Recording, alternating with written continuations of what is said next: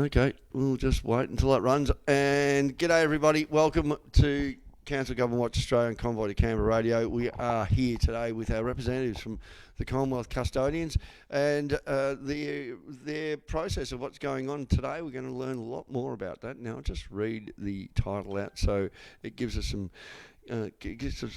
clear direction where we're going. So our Commonwealth Custodian reps join us and talk about the caretaker drive for the parallel election. Brenda, are you there?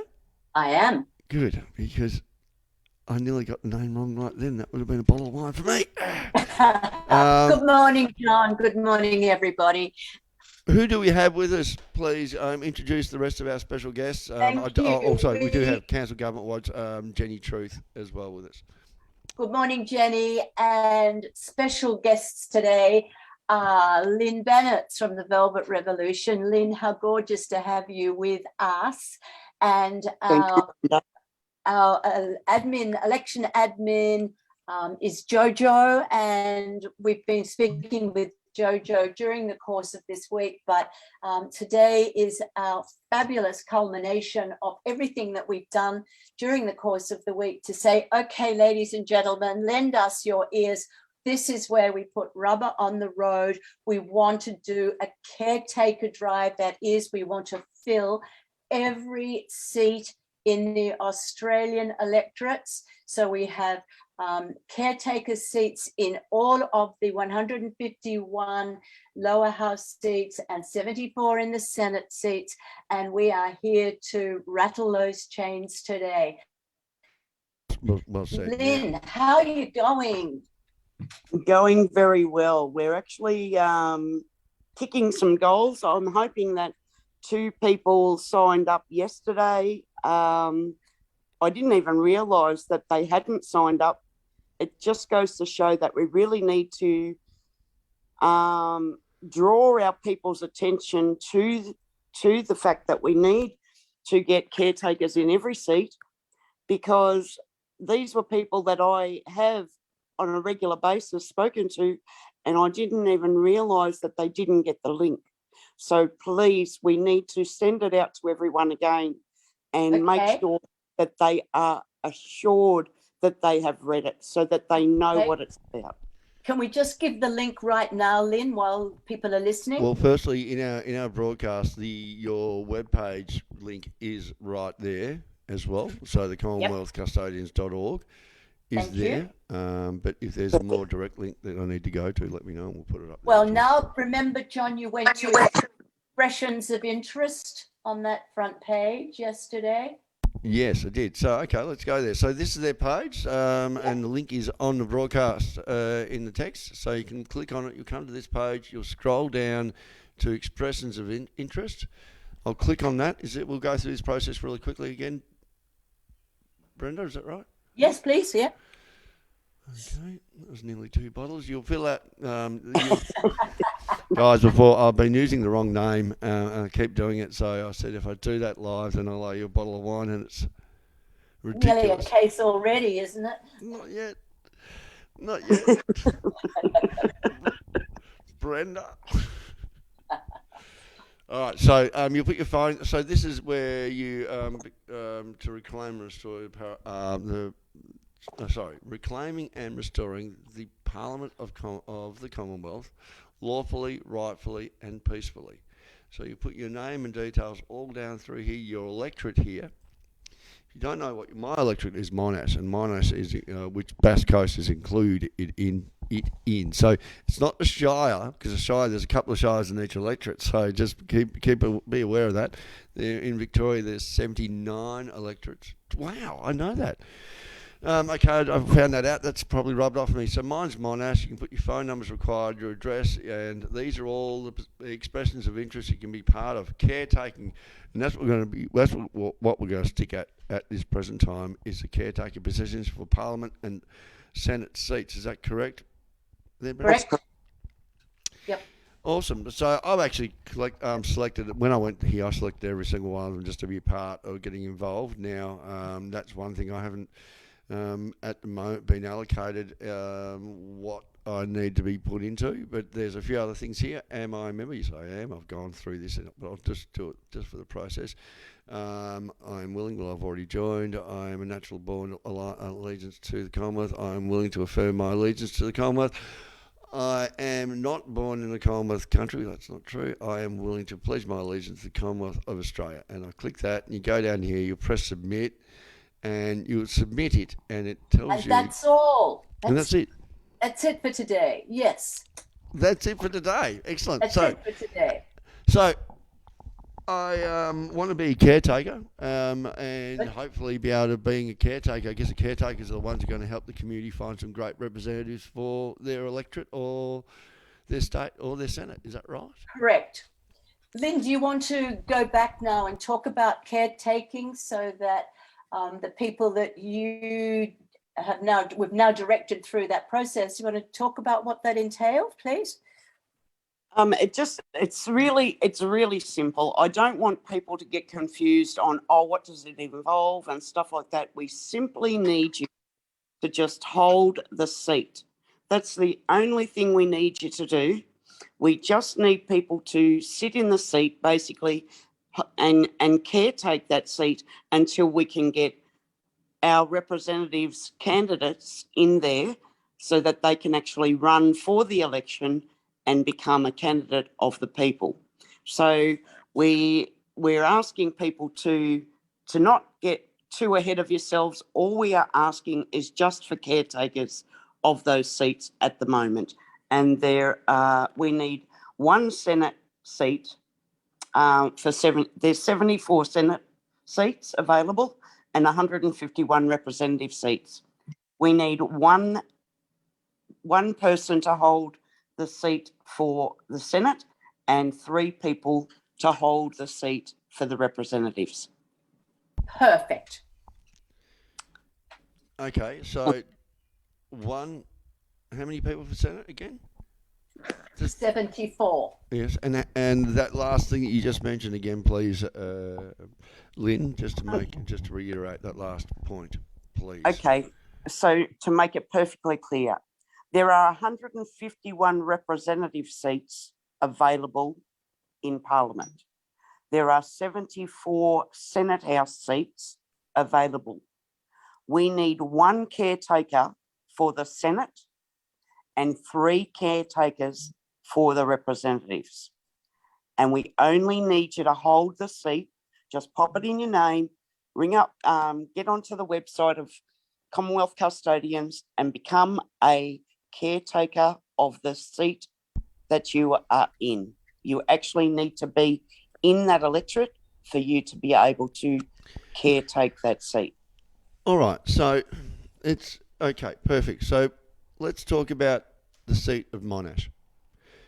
Now, I'm happy to step up, and I don't know what Jen's doing, but I'll also be asking her, and I'll probably be calling in probably someone like Graham Jolly, who's our community advocate regarding the councils. Great. Awesome. So I'll let them know, but I'll definitely pencil myself in because. Well, you're in, John. You did it yesterday. Okay. Well, I want to, so I don't get to see my name on the screen next to the on the Australia flag. Okay, I'm sorry, we didn't do that. All right. Okay, so let's talk about that process. So when does? Okay, thank you. What is the next point? So I'm there. So what will happen? As you are a Victorian caretaker, your details will filter through to me as the Victorian coordinator, and I get your lovely name and phone number and email address. And so you start to become in my team, and I will contact you. I usually am able to contact people by phone within a couple of days of you submitting your request, your expression of interest. And I talk to you, I tell you what the process is, I send you some documentation, and so you know that you're in the system and that we love you. It's not a lot of documentation for those people that are worried, this is going to be lots of information. Fair enough, only, yeah. only a short amount of documentation that you need to read, and then you'll be fully informed on how the process works. Yeah. And in Hang actual on, guys. fact, I've just what got Johnny Lynn on the phone. He's trying to get through the Zoom, and I've just sent him something. He says it's not coming through. So, hang on, Johnny. I'm going to put you to the mic, guys. Listen, he's trying to get on the Zoom as well. He will. There's another one here, but go, Johnny. G'day, guys. I'm just on here now. While I was listening, trying to get onto Commonwealth Custodians.org, and it seems that the server is down or something like that, because all my other apps are working, like YouTube and whatnot, but it just doesn't seem to be able to go through. I'm just going to refresh it. No, you're on. No, you're on it's camera. working. It's working here. They're knocking you down. Mm. You're really kidding? You can't get in there. I can't. I can get onto YouTube, no worries. Hey, try this, Johnny. Hang on. Yeah, all my YouTube stuff. I've got Jojo. Can you? And you can't even get on. And you still haven't got my 2 Zoom messages I sent you. Okay. Nah, nothing's come through. Not through messages, mate. You may need to. Custodians.org. Hang on a minute. Go, Jojo. What are you saying? All right. So you can do a couple of things to try. Look up Yandex, Yandex. Look up Yandex, Yandex. Okay. And then click on that, because that's like the Russian Google. It's uncensored. Google. Yandex, yes. Okay. And then now type in commonwealthcustodians.org in that and see how you go. Commonwealth Custodians. I missed the first part. Oh, you missed the first part? It's, Yeah. Yeah. What was it again, Jojo? Spell it out, Yandex. please. Y for yellow. Y for yellow. A for apple. A for apple. N for Nelly. N for Nelly. D for dog. D for dog. E for egg. E for egg. X for xylophone. X for xylophone. Or X-Men. Sorry. X-Man. And then put it in that way. What? That? Then what? And that's like a search engine. So now click on Yandex when it comes up. So look for that first. That's a search. Yeah. That's a Russian look for search Yandex engine, first. uncensored. It's a Russian uncensored one. It's an uncensored Google search, apparently. Okay, Yandex. He's in there. Gotta download the browser, so. Oh, do you? Yeah, you're right. Yeah, well, it's a new browser, so Do you you want to just try keep talking. Do you want to try and, while you're on the phone, just try and activate that, see if you've got the Zoom to activate? Or do you know what? I'll send it through. It's not come through, Johnny. Try through Messenger, maybe. I will, bro. I will, my friend. I'll keep track. You just keep going with the conversation. Just try it through Zoom, and I'll keep mucking around with this. All right, see you, brother. I'll send it to you now. Thanks, mate. All right. So there you go. I'll just get a few things done. I've got to swap that now. Okay, so I do apologise about that. But yeah, so Johnny can't get onto Custodians. He's probably wanting to line up. But we were at the point, Deborah. Two goggles of wine. I actually now purposely stopped for a second, just stopping. Yes, that's what I was going to say. We were talking about. Okay, So so I've put my name down. You're going to. So you get that information sent to you. Yes, I will. I will get back to you, John.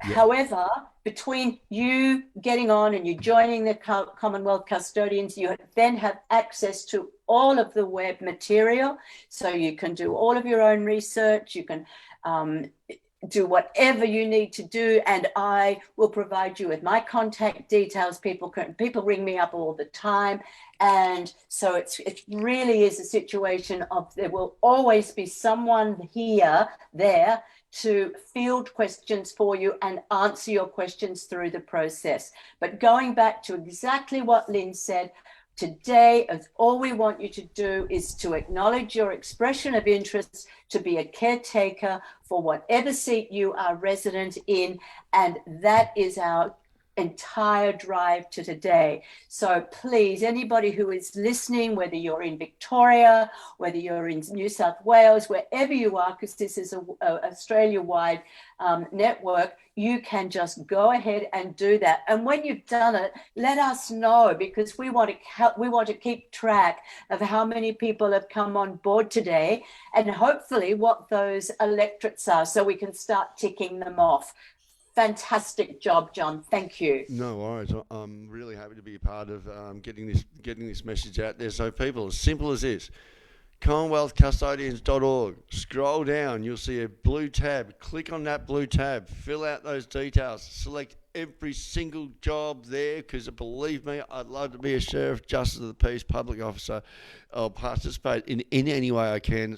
Skills to offer: administrate state or electorate, electorate ballot counter, electorate booth worker, Senate candidate, Senate Parliament candidate, seat, probably, and then you've also got the caretakers. So the caretakers is the first part that we're going to go, that they're pushing for. So sign up, get involved, become part of the caretaker group, and become part of stabilising Australia. It's going to be. This is a beautiful effort. Let's. Also, there's more. There's more. You've got the Zooms in Mondays, which is for the public. And if you become a member, guys, if you become a member, you can speak to and go into the group Zoom on Thursday nights at 7:30, and that's it. And then you go to the document library. People, you remember, you go to document library. There is stuff that's here that's just fantastic. Then also, not only that, then you can go to the groups. On top of that, the document library was a bit cheap because it's pretty expensive. The documents are there, okay? And it is. Correct me if I'm wrong, people. Shut me down, please. Office of Trustees, you want to know about trusts, and because we're unincorporated, because I'm unincorporated, or will be, I am a charity. Of course, I am a charity. Yeah, I get that. Beautiful. There is, unincorporate the name, Family Law Court. Tell us about, can I go about, I just want to go into about a bit more depth of people who are signing up as possible caretakers. It's not just that. There is depth to this group. There is big, real, fair income depth to this group. And so, Brenda, I'm really sorry. I know you. Is this okay that I go on about these bits and pieces of the groups? It shows the depth. You can, John, but let's not steer away from the today's process is about finding people who will put their hand up for these seats. And I've just put a big tick on Monash because a person called John Giovanni, I don't know what his name is. Anyway, he's come on board as a caretaker. Do you know that fellow, John? Yes, I do. I do. Does it say John Giovanni? That guy. No, that's Don Giovanni. Okay, so, big drum roll there. We've got one more caretaker for Monash. Lynn, where did your people come from you were talking about yesterday? Oh, that's a really good question. I can give you the name. Oh, I can't give you the names. You don't remember their electorates, Lynn? They Jaga, yep. Yep. That's here in Eltham in Melbourne. Yep, great. Okay, perfect. Yep. Yeah. Both from the same electorate, Lynn?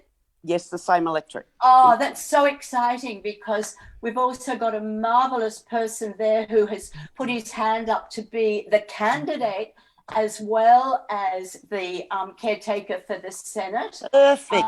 So, it's really, really moving along. And the more people that we can get as caretakers, so with your two people in Jaeger, that means that we've got a group, we've got a little team who's going to look after that electorate. They're going to be responsible for creating all of the polling booth activities and setting up trestle tables and all of that, and finding the perfect candidates. How superb is this? People, so the more caretakers we have, we've got candidates on the talk. What have we got? We've got someone from the Great Australia Party, Christine Foster. I'm a member of GAP.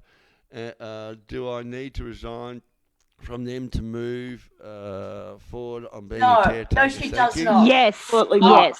Oh, yeah, yes. She's in the wrong system, of course. Beg your pardon. I'm on it now. So look, yes, okay. So Christine Foster, you can speak. You can obviously contact these guys. So you can contact Where, Jojo or depending on which state you're in. Do you know yeah, what we what's should her do? electorate? Mm. Okay, so Just to make that clearer, they don't have to be of any particular party. They need to come on board with the Commonwealth Custodians and just be free people. That's what we're asking for. yeah, I really wanted Johnny to be here. I can't believe it. He's not getting the messages. Okay, so there's something else I wanted to do. Do we look at opening up the Zoom room to everybody? Maybe, well, either not tonight. We could. I mean, last minute, but. All right, well, that's first. First, let's answer some questions. I'll get back to that in a minute. I'll let you guys think about it. I'm happy to put the Zoom meeting out there to get everybody on board and start and signing up and letting us know that they're signed up. I mean, you want to know? We could do that live. It could be like a Zoomathon, like a telethon. Are you cool for that, John? Can you handle that? Jen, can you handle running that? Because she'll be running the Zoom room. Jenny, When are we doing that? a couple of minutes. Well, I'm on my phone. I'd have to get off my phone and do it on the laptop. Okay, It's so too hang hard to on. run it on your phone. And this Saturday, this weekend, as much as I'd like to be on, I I can't can't be. do Sunday. I Unless we can't can do Sunday. a late weekend night. I couldn't do the days I'm gone. Sunday I'm gone. It'd have to be I'm trying to nights. sign up. Stop interrupting me. Sorry, all right, sign up. So then you can. So okay, so Jenny is also going to be possibly a caretaker of Monash as well. Yep. Brilliant, Jenny. Thank Perfect. you. Peter I've just Weaver says, registered as a "G'day." custodian. Peter Weaver says, "Good day to you all. Johnny, could you please send me via messenger the info and link of how to change the ownership of my birth certificate back to myself, and I also the what to do as far as voting goes, please. We at least need to put a major." Please, we need to put majors last. Well, that's obvious. I don't disagree with that. If you're going to vote, independents. Remember, this is your opinion only, John. Thank you very much, Jen. And this is my opinion only. But look, if you want to take me to court about ScoMo or Daniel Andrews, that's okay. It's okay. I think I got it. Well, I think the community's got more muscle than you guys have, and what we're doing right now is making you feel quite empowering, but not unstoppable. So, but just reading some more.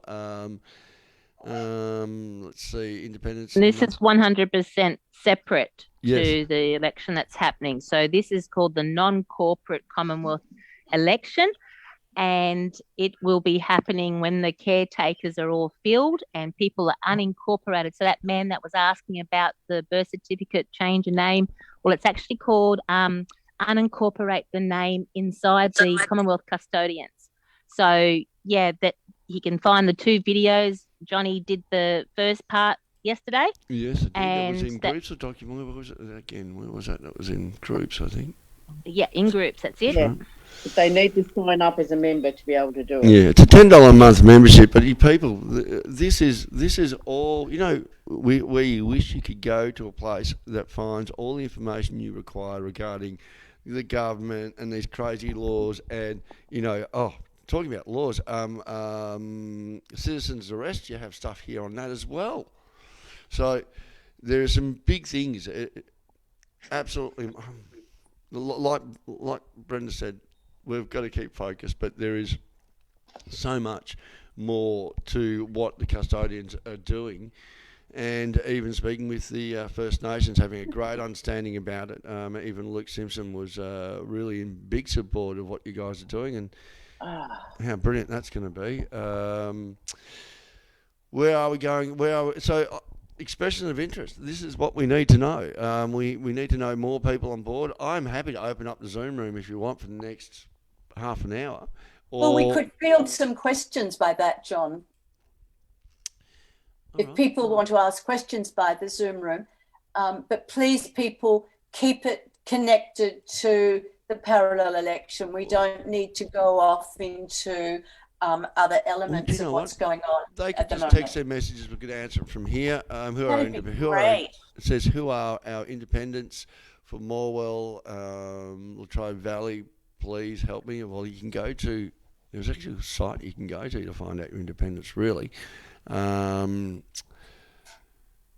Australian Electoral Commission. That is exactly the site. Okay, there you go. Australian Electoral Commission, thank you very much. And you can find out that, but not that we're supporting that at all. Christine Foster is the Victoria Deacon. So Deacon, great. Okay. This will also assist you. What's this? Someone else has put this down. Julie Kazameski, I think. Oh, no, it's not how you spell it. It's not how she Anyway, says it. we'll just say Julie. No, she's just put something forward. I'm just going to jump on that for a minute. She said this might help. It's put the majors last, so it's a format of how to do that, but that's not what we're really about. I don't really care about that fraudulent election. You can put anyone. No, you're not about it. No, you are. That's correct. Thank you. I am not. And look, because the difficult thing is, I know there's treason. So. Well, we all. Let me. I don't want to.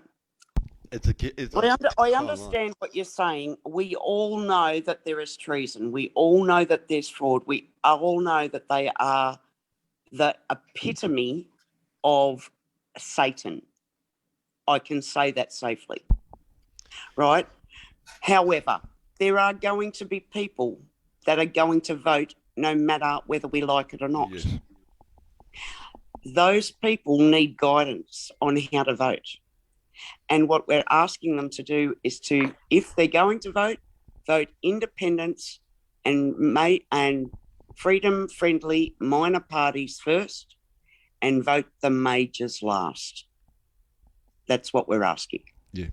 The latest video going around, the people have been calling up the AEC about in the Senate. So the 6 boxes on the top of the voting ballot.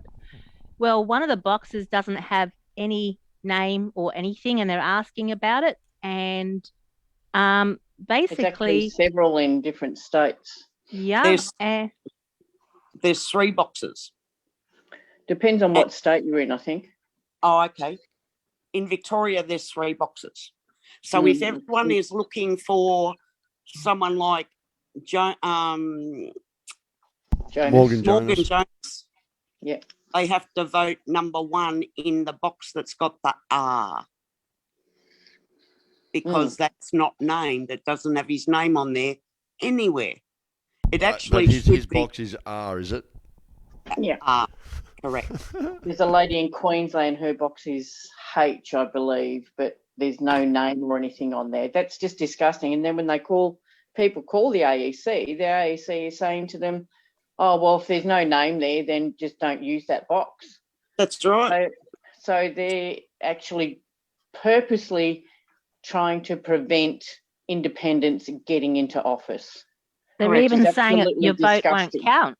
They're even saying if you put that number in there, your vote won't count. They are. Correct. Yeah, it's disgusting.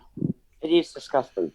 So, people, we need to fill these seats. We need to get these done. There's a fair few that are already starting to happen, but I'm happy to keep going. I'm happy to get I'm just actually looking at opening up the Zoom, and that'll get some people rolling and put it onto our broadcast and see if they see what happens. If you want, I guess.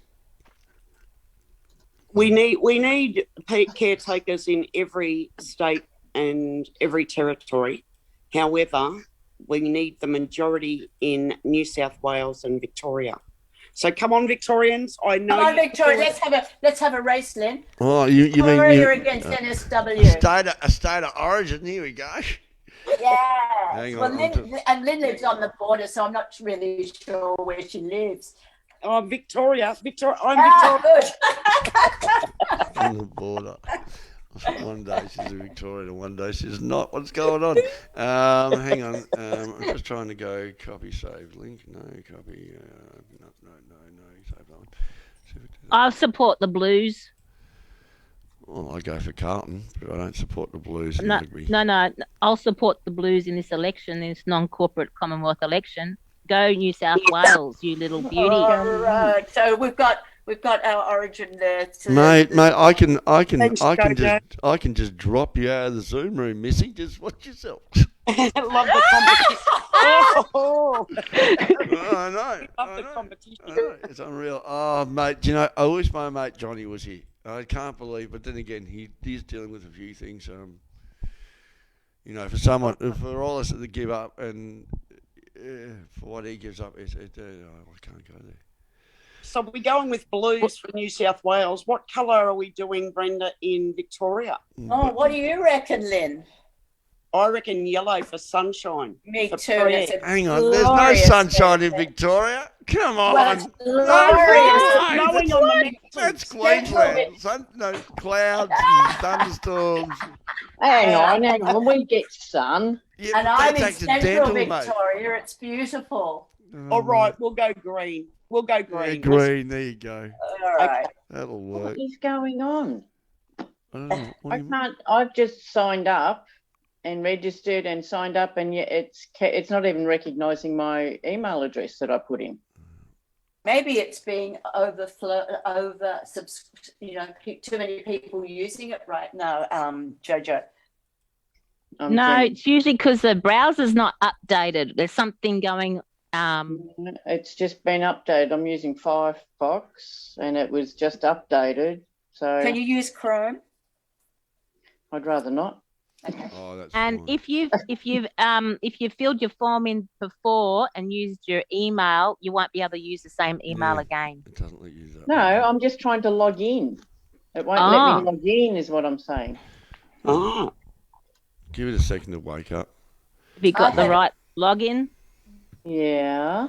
I fiddled a bit yesterday too. Alright, so why?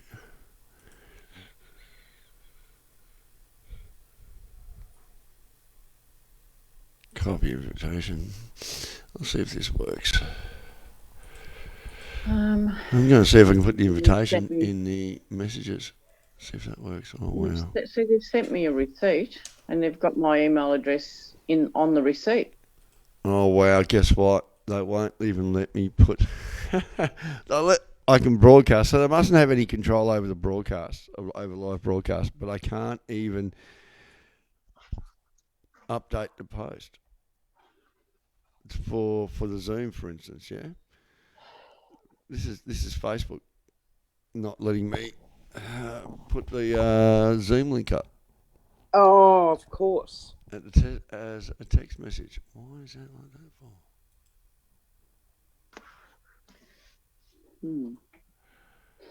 That's bizarre. Just give me a second. I'm just trying to get this Zoom link going because. So I've got some news to announce. Go.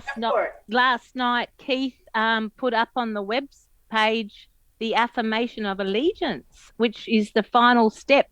So when people fill in this link and they unincorporate the name, then they do the affirmation of allegiance, and that's all that's required. And we have all the seats filled. We have it. So We have our reclaimed. Yep. Well done.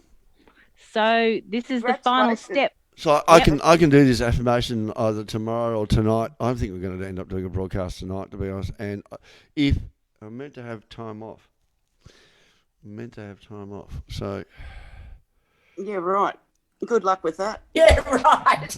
Sounds good in theory. Sounds good in theory. I guess I'll just put the kids to bed. I'll put my wife and kids to bed at 6 o'clock. They'll wonder it's a bit strange, but I'll convince them it's 8. I think, that'd be great to, and then really open up the Zoom room now. I think the Zoom room I've set, but I don't think it's not going to work. It won't let me do it. That's unreal. All right, I'm in now. All of a sudden I was in. It was weird. See, what's this? Or do you want me to post on Jojo Sea Life chat group on Telegram the link? I can do that for the Zoom. Yeah. Yes. Do that. Okay. I'll do that right now.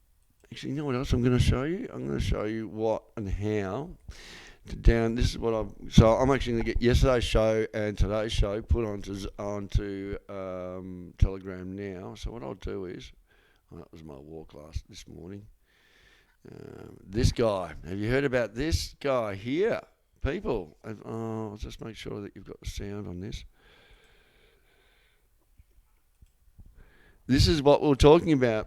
I wasn't able to put it up there, so because I couldn't, but Johnny did. Check this out. So,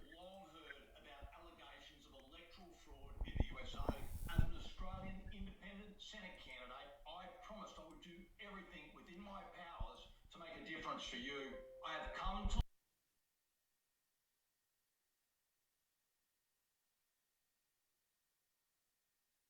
Folks, we know this was happening. People in droves were telling us media couldn't run the story because they needed evidence. So here it is, the Australian voters calling the Australian Electoral Commission for assistance with their postal votes, only to be told the most unbelievable information that has the potential to flip this election upside down. They were told that we've been scratched or withdrawn, not to bother numbering the box, it won't count. And it goes much worse. In the public interest, I now release the evidence of this happening, and I trust that you will hold me in your prayers while we walk through what happens next. This is written and authorised by Steve Dixon, 9 Tyler Road, Mons, and here is the authorisation. Be counted if I put a number in one of those squares with nothing underneath it. There's no party name or anything underneath it, even though it's above the line. It's just a blank square, and I just want to make sure that if I do... Yeah, if there's no name in this blank square, it might not, if you put a number in there, that might not get counted, so... So it might not get counted. So if I put a number in that square that's above the line, but there's no party name or anything underneath it, that may not get counted. Yes. Okay, so I'm better off just sticking with a party name or something where I know the vote's going to go to. So I had another question because I can see that some of the boxes are blank, such as B and R. Yes. So what looks is like that? there is no Senate member there, but most of them have a party and a party name in the boxes for each box, and I think a few are blank. So can I vote in those boxes for B and R? If there is no party, then I think it's best that you leave them. Oh, I see. Okay. Yeah. There's one that's... Now, just really quickly, if people don't understand, what they're saying is the names don't. Now, correct me if I'm wrong, people, and Brenda and Lynn and Jen and Jojo. Also, we've got somebody else on board, which is fantastic. They're talking about those names, those boxes that have no names. That's where the independents' names are meant to be. Is that what I'm understanding correctly?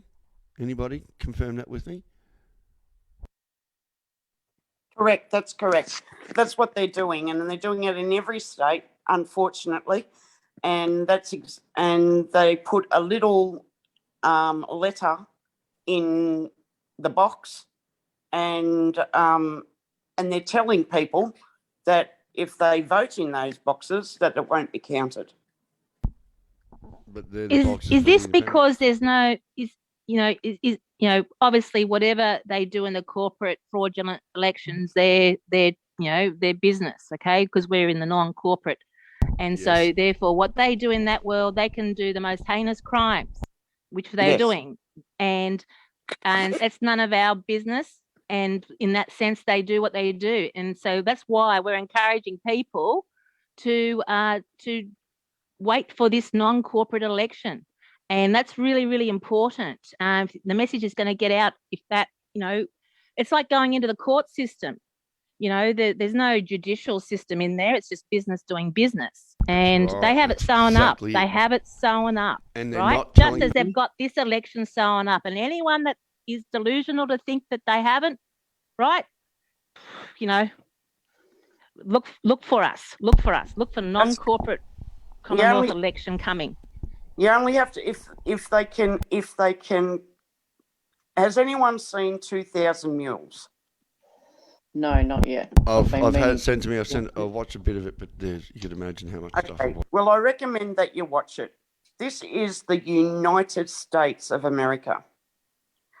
They are our alleged allies, and yet they are that corrupt in their voting system that they have mules going out, voting dozens of votes into these are people that have already voted, are dead, don't even live in the electorate, and they are going out and dropping them in the drop box, and that you need to watch it. You really need to watch it. So if they can do that over there, you can only imagine what they're doing over here. Monkey see, monkey do. Unfortunately, this is a farce. This election is the biggest scam on the Australian people since ever. This is the worst one because everyone is trying to make their vote count, and this is the one that everyone everything to try and stop it from counting. Yeah, and it'll go down in history.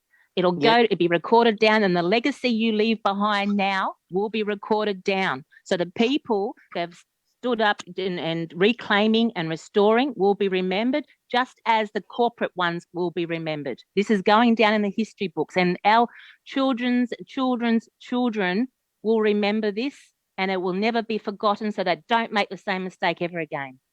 Absolutely. Couldn't agree more.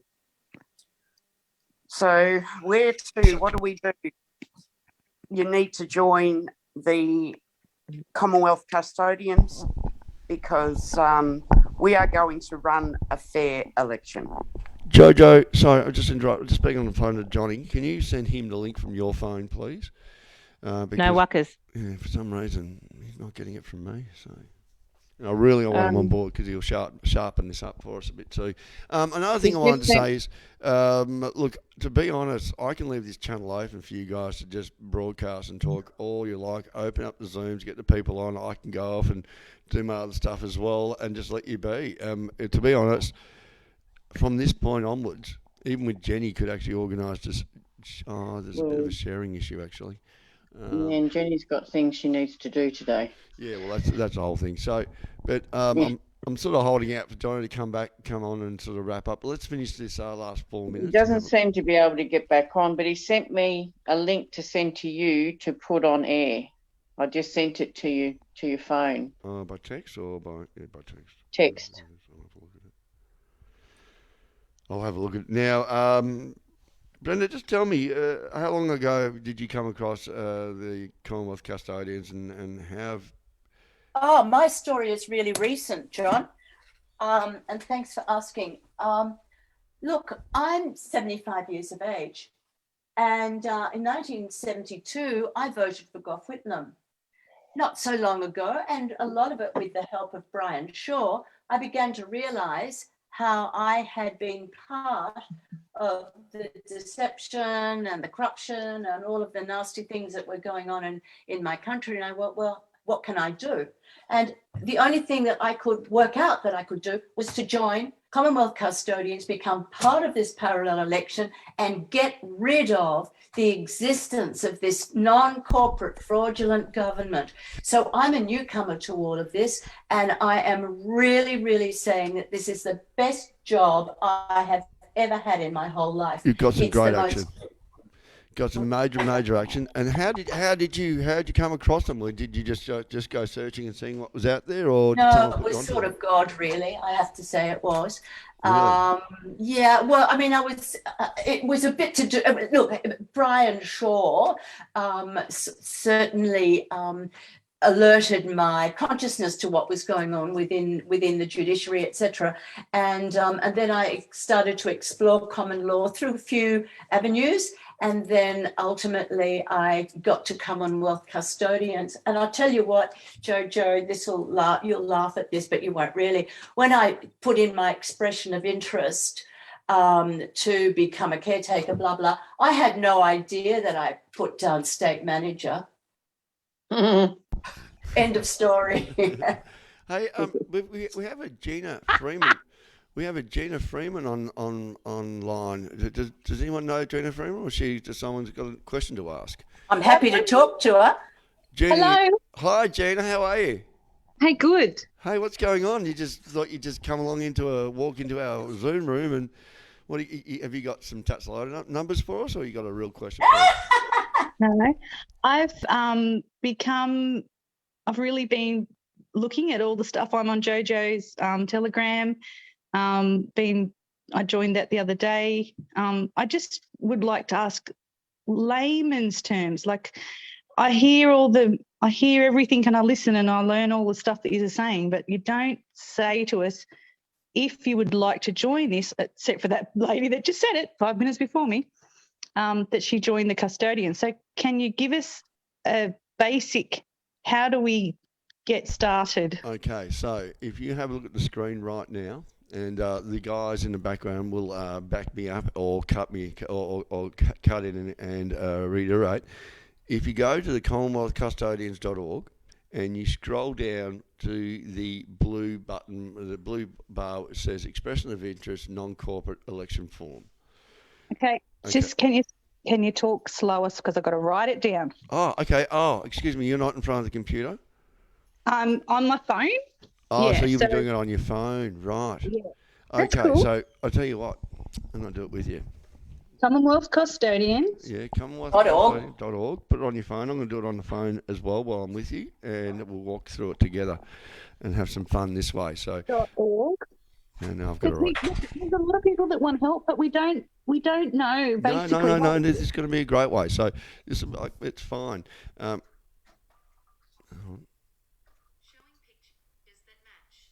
No, don't talk to me right now. I'm busy. Commonwealth Custodians. .org. There it is, I think. Gina, you have the internet on your phone, do you? Yes, you have access to the internet. Yeah. Okay.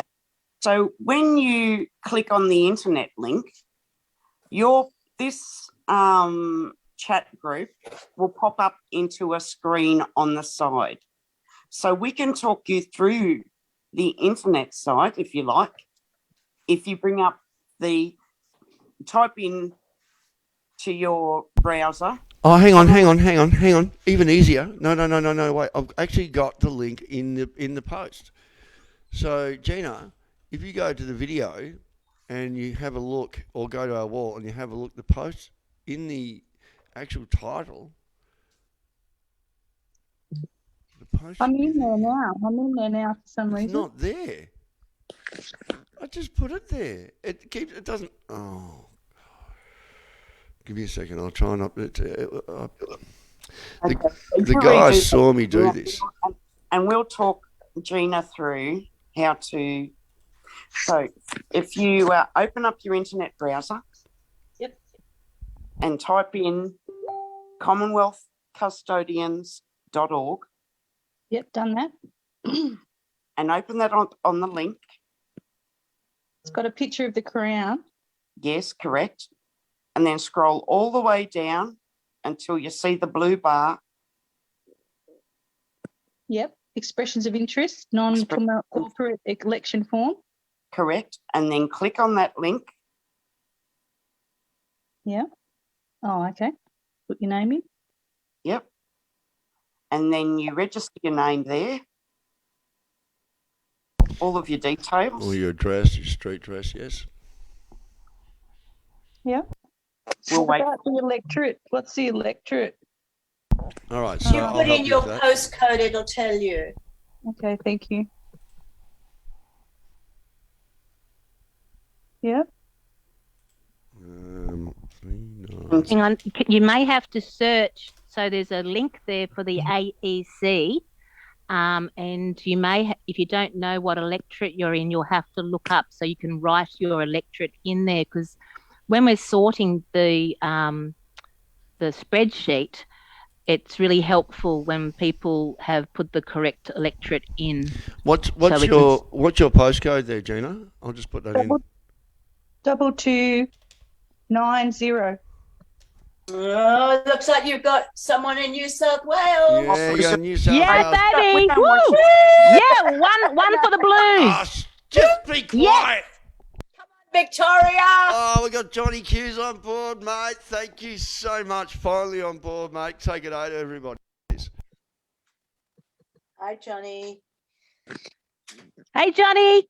Hi, Johnny. He's on mute Hi, at the moment. Johnny. You're on mute at the moment, brother. He's probably away from the phone then. But, well, when he's back, he'll unmute in a moment.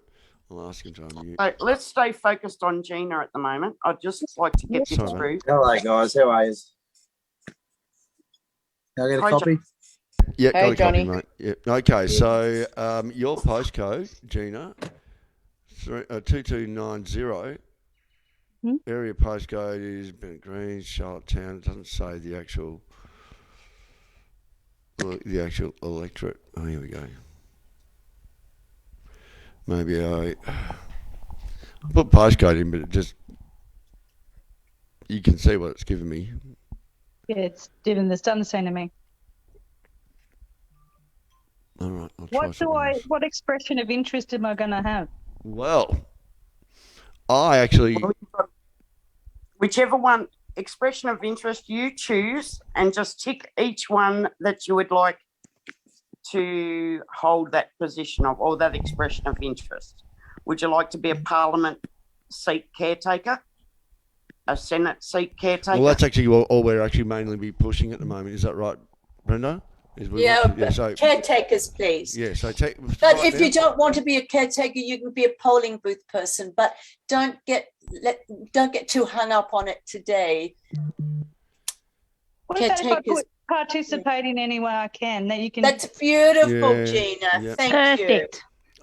Gina, I actually selected them all, and they'll just give me a job accordingly, or they'll probably give me a choice eventually. Is what the assumption is. That, but I'm a caretaker for one of the seats temporarily.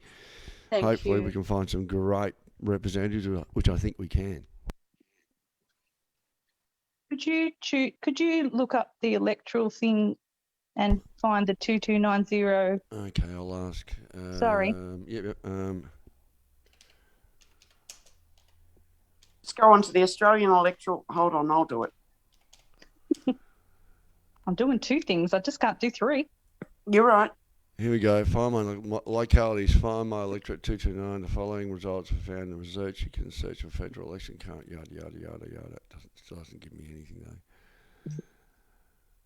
Select the postcode. All right, scroll down. Here we go. So the electorate. Electorate Shortland. You're in the Shortland electorate. Shortland. Oh, you can see that. So you're in the Shortland electorate, which is in New South Wales, and that covers places like Whitebridge, Tingra Heights, Redhead, Mount Hutton, Hillsborough, lots more, Gateshead, Dudley, Charlestown, Bennett's Green, and Calibre. Anyway, that's Calibre. Sorry, what was it?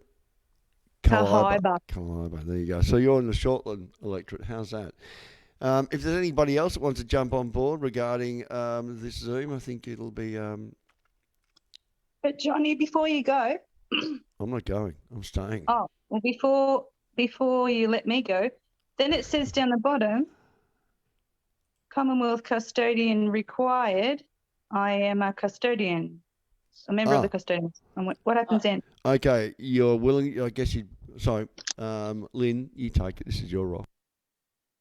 Sorry, say that again. She's up to the next one. It says after you can select which expression of interest, and it goes down to please select any officers or positions that you may be available for. Commonwealth Custodians. And it says, I am a member, which I am, or I am willing to be join the custodians.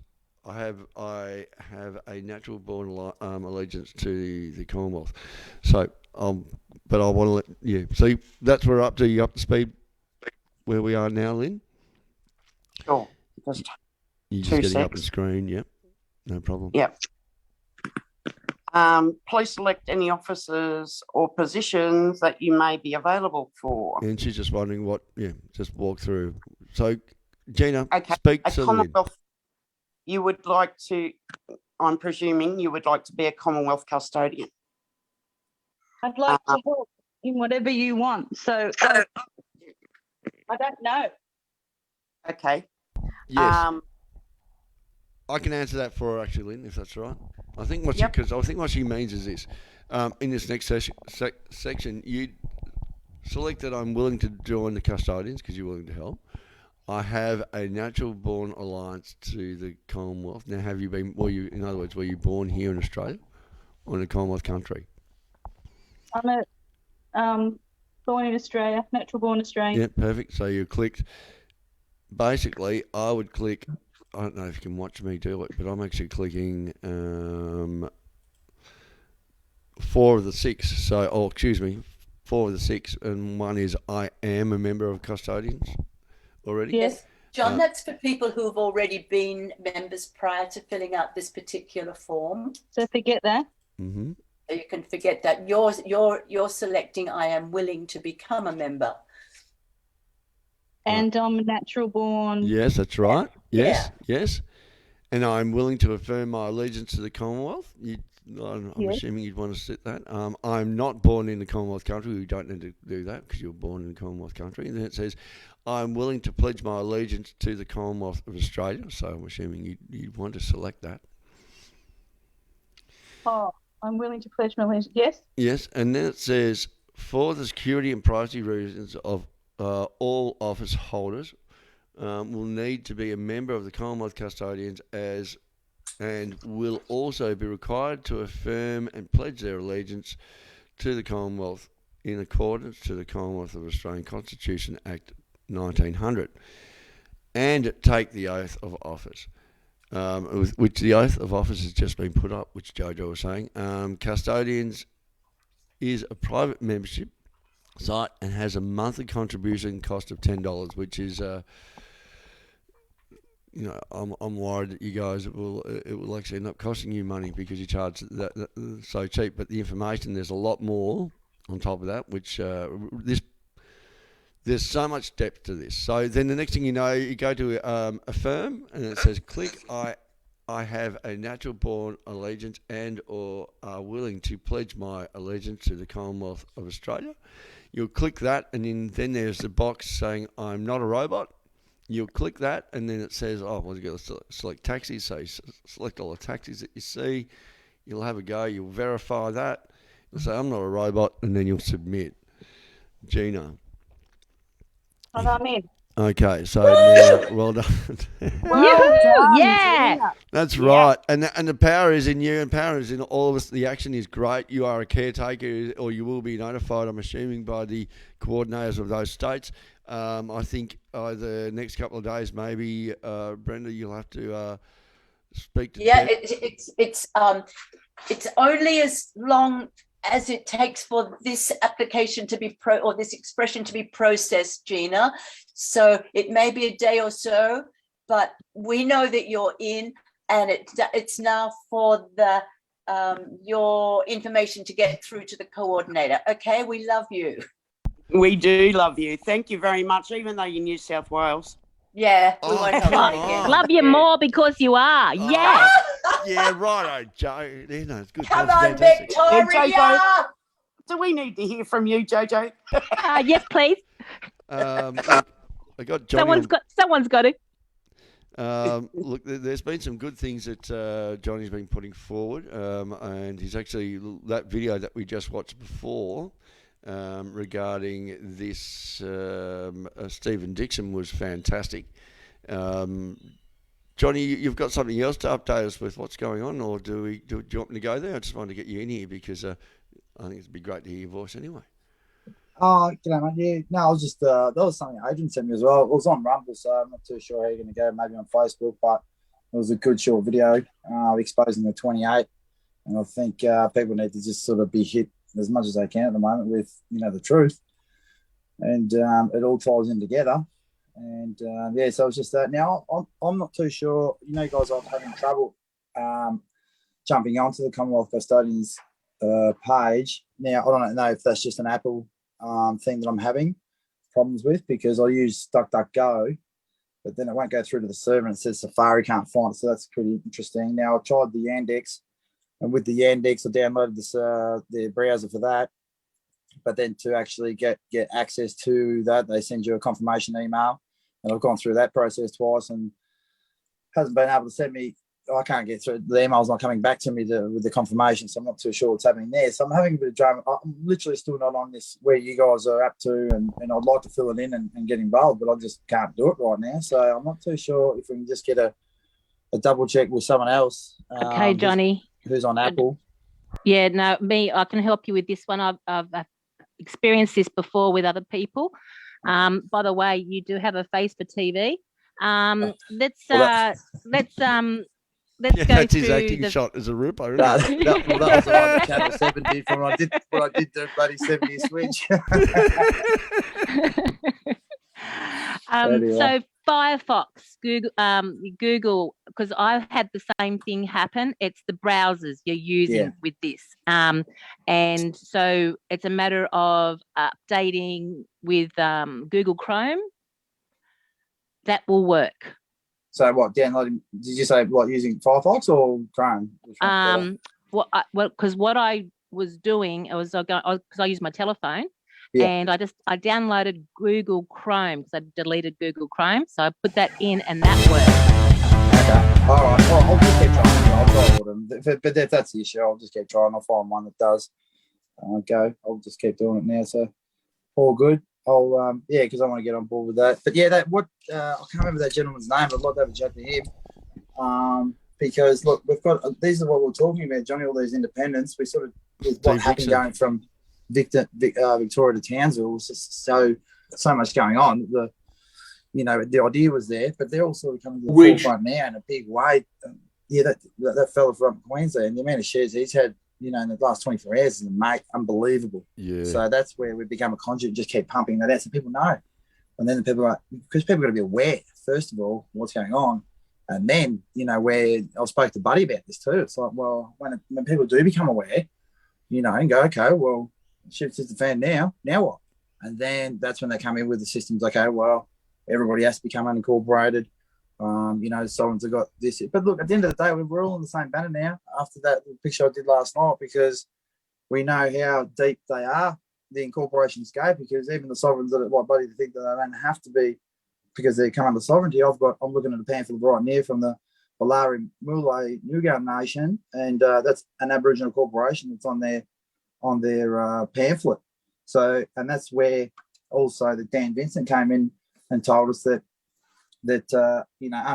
unbeknownst to him, back in the day, everybody thought they were doing the right thing, incorporating sovereign mobs, and with the consent of the elders too, mind you, so that they could contract with the government to basically, access initiatives and funding and whatnot. But, that's the part where it sort of got sold out. But, the good thing is that we know what's going on, so we can unwind that process. And if Dan's the man from up there that's got all those connections, and he still has, he's been in the Kimberley region, so there's no problem about him. I just said you probably might be better off connecting with some sovereigns here, explaining what's going on and going back up there. And he actually said that his intuition was telling him that he had a bit of a mission to go back up there and spread some sort of message back up in the Kimberley. So, there's a lot of things that need to be done unincorporating, and it's everyone. But understanding that it's going to take time for everybody to understand what's going on first. That's the big thing. But the information is the most important. Well, I was talking with Lompa this morning. He's on his way down. He hit he was out of service, but he's on his way down, and so a lot's going to be happening. Yeah, he messaged me yesterday as well. He said, thanks for the support. And he said that a lot of the questions I had I put together a heap of questions for buddy to, you know, to him and their fellas to address that comes from the white fella's side, that he's going to get asked, and they're legitimate questions and whatnot. So it just gives them a bit more substance to what they're saying, some more stuff to think about. And Lumpa said that, yeah, Sunday's the day. There's big announcements coming out, and I'm basically, you know, my intuition's telling me that it's Sunday because it's May the 22nd. May the 22nd is the day that the deal's getting done with the UN. So there's going to be a big announcement there on mainstream, but we're going to have the counter announcement, right? So on the same day, there's going to be an announcement, big announcement. Can you see the optics of that? That's going to be huge. So it's massive. It's in massive. fact, this is prophecy and fulfillment. That's why this is happening the way it is. It's prophecy and fulfillment because because the prophecy was that the last will be first and the first will be last. Now, Australia was the last country to be fully incorporated, and looks like now we're going to be the first country to be unincorporated. How exciting is that? Cool. I didn't know about that bit. Yeah, that's awesome. So I'm thinking, you know, we're on the right direction, just getting information out there, you know, just these little issues. Like, if, you know, it's just me, and if we're the ones that are up the top having issues, a lot of people are going to have them. And if we can just sort of work around on what you said, Joe, then that's great. You know, just check out the browsers. Maybe you're on the wrong browser. And as soon as people know that, because people get turned off straight away if there's a bit of a hurdle, you know, too hard. But if they go, that's what they want. That's what they want. They've designed it like that, so you know you're on the thing, aren't you? Like, you know, that's right. When this happens, you know they're doing whatever they can to slow it down. Just letting people know about that. You know what people are up to along the way. I mean, we had those nefarious websites set up for us. You know, when we're at bloody Epic to stifle our fundraising drive. So, you know, I've seen the extent of what happened, and that's why instantly when I was just having issues then, we reverted back to what we were doing, and that was I was messaging Jenny. So I found when we were there, we were getting our phones jammed and whatnot, and, you know, surveilled. But then if you went a different direction, they weren't jamming that other person's end. So, you know, you could get your messages across and around, and that's sort of mentality what is happening now. It's like, you know, they might be able to block one person. Like, I speak to Kathy, which is Tilly Cat Truce, and, you know, she had a video that she posted. It was really explosive stuff, you know, with all the documents from the UN that have already planned it. It's all there, black and white, with and Brisbane's already signed up, basically. They're signed, sealed, and delivered to the UN.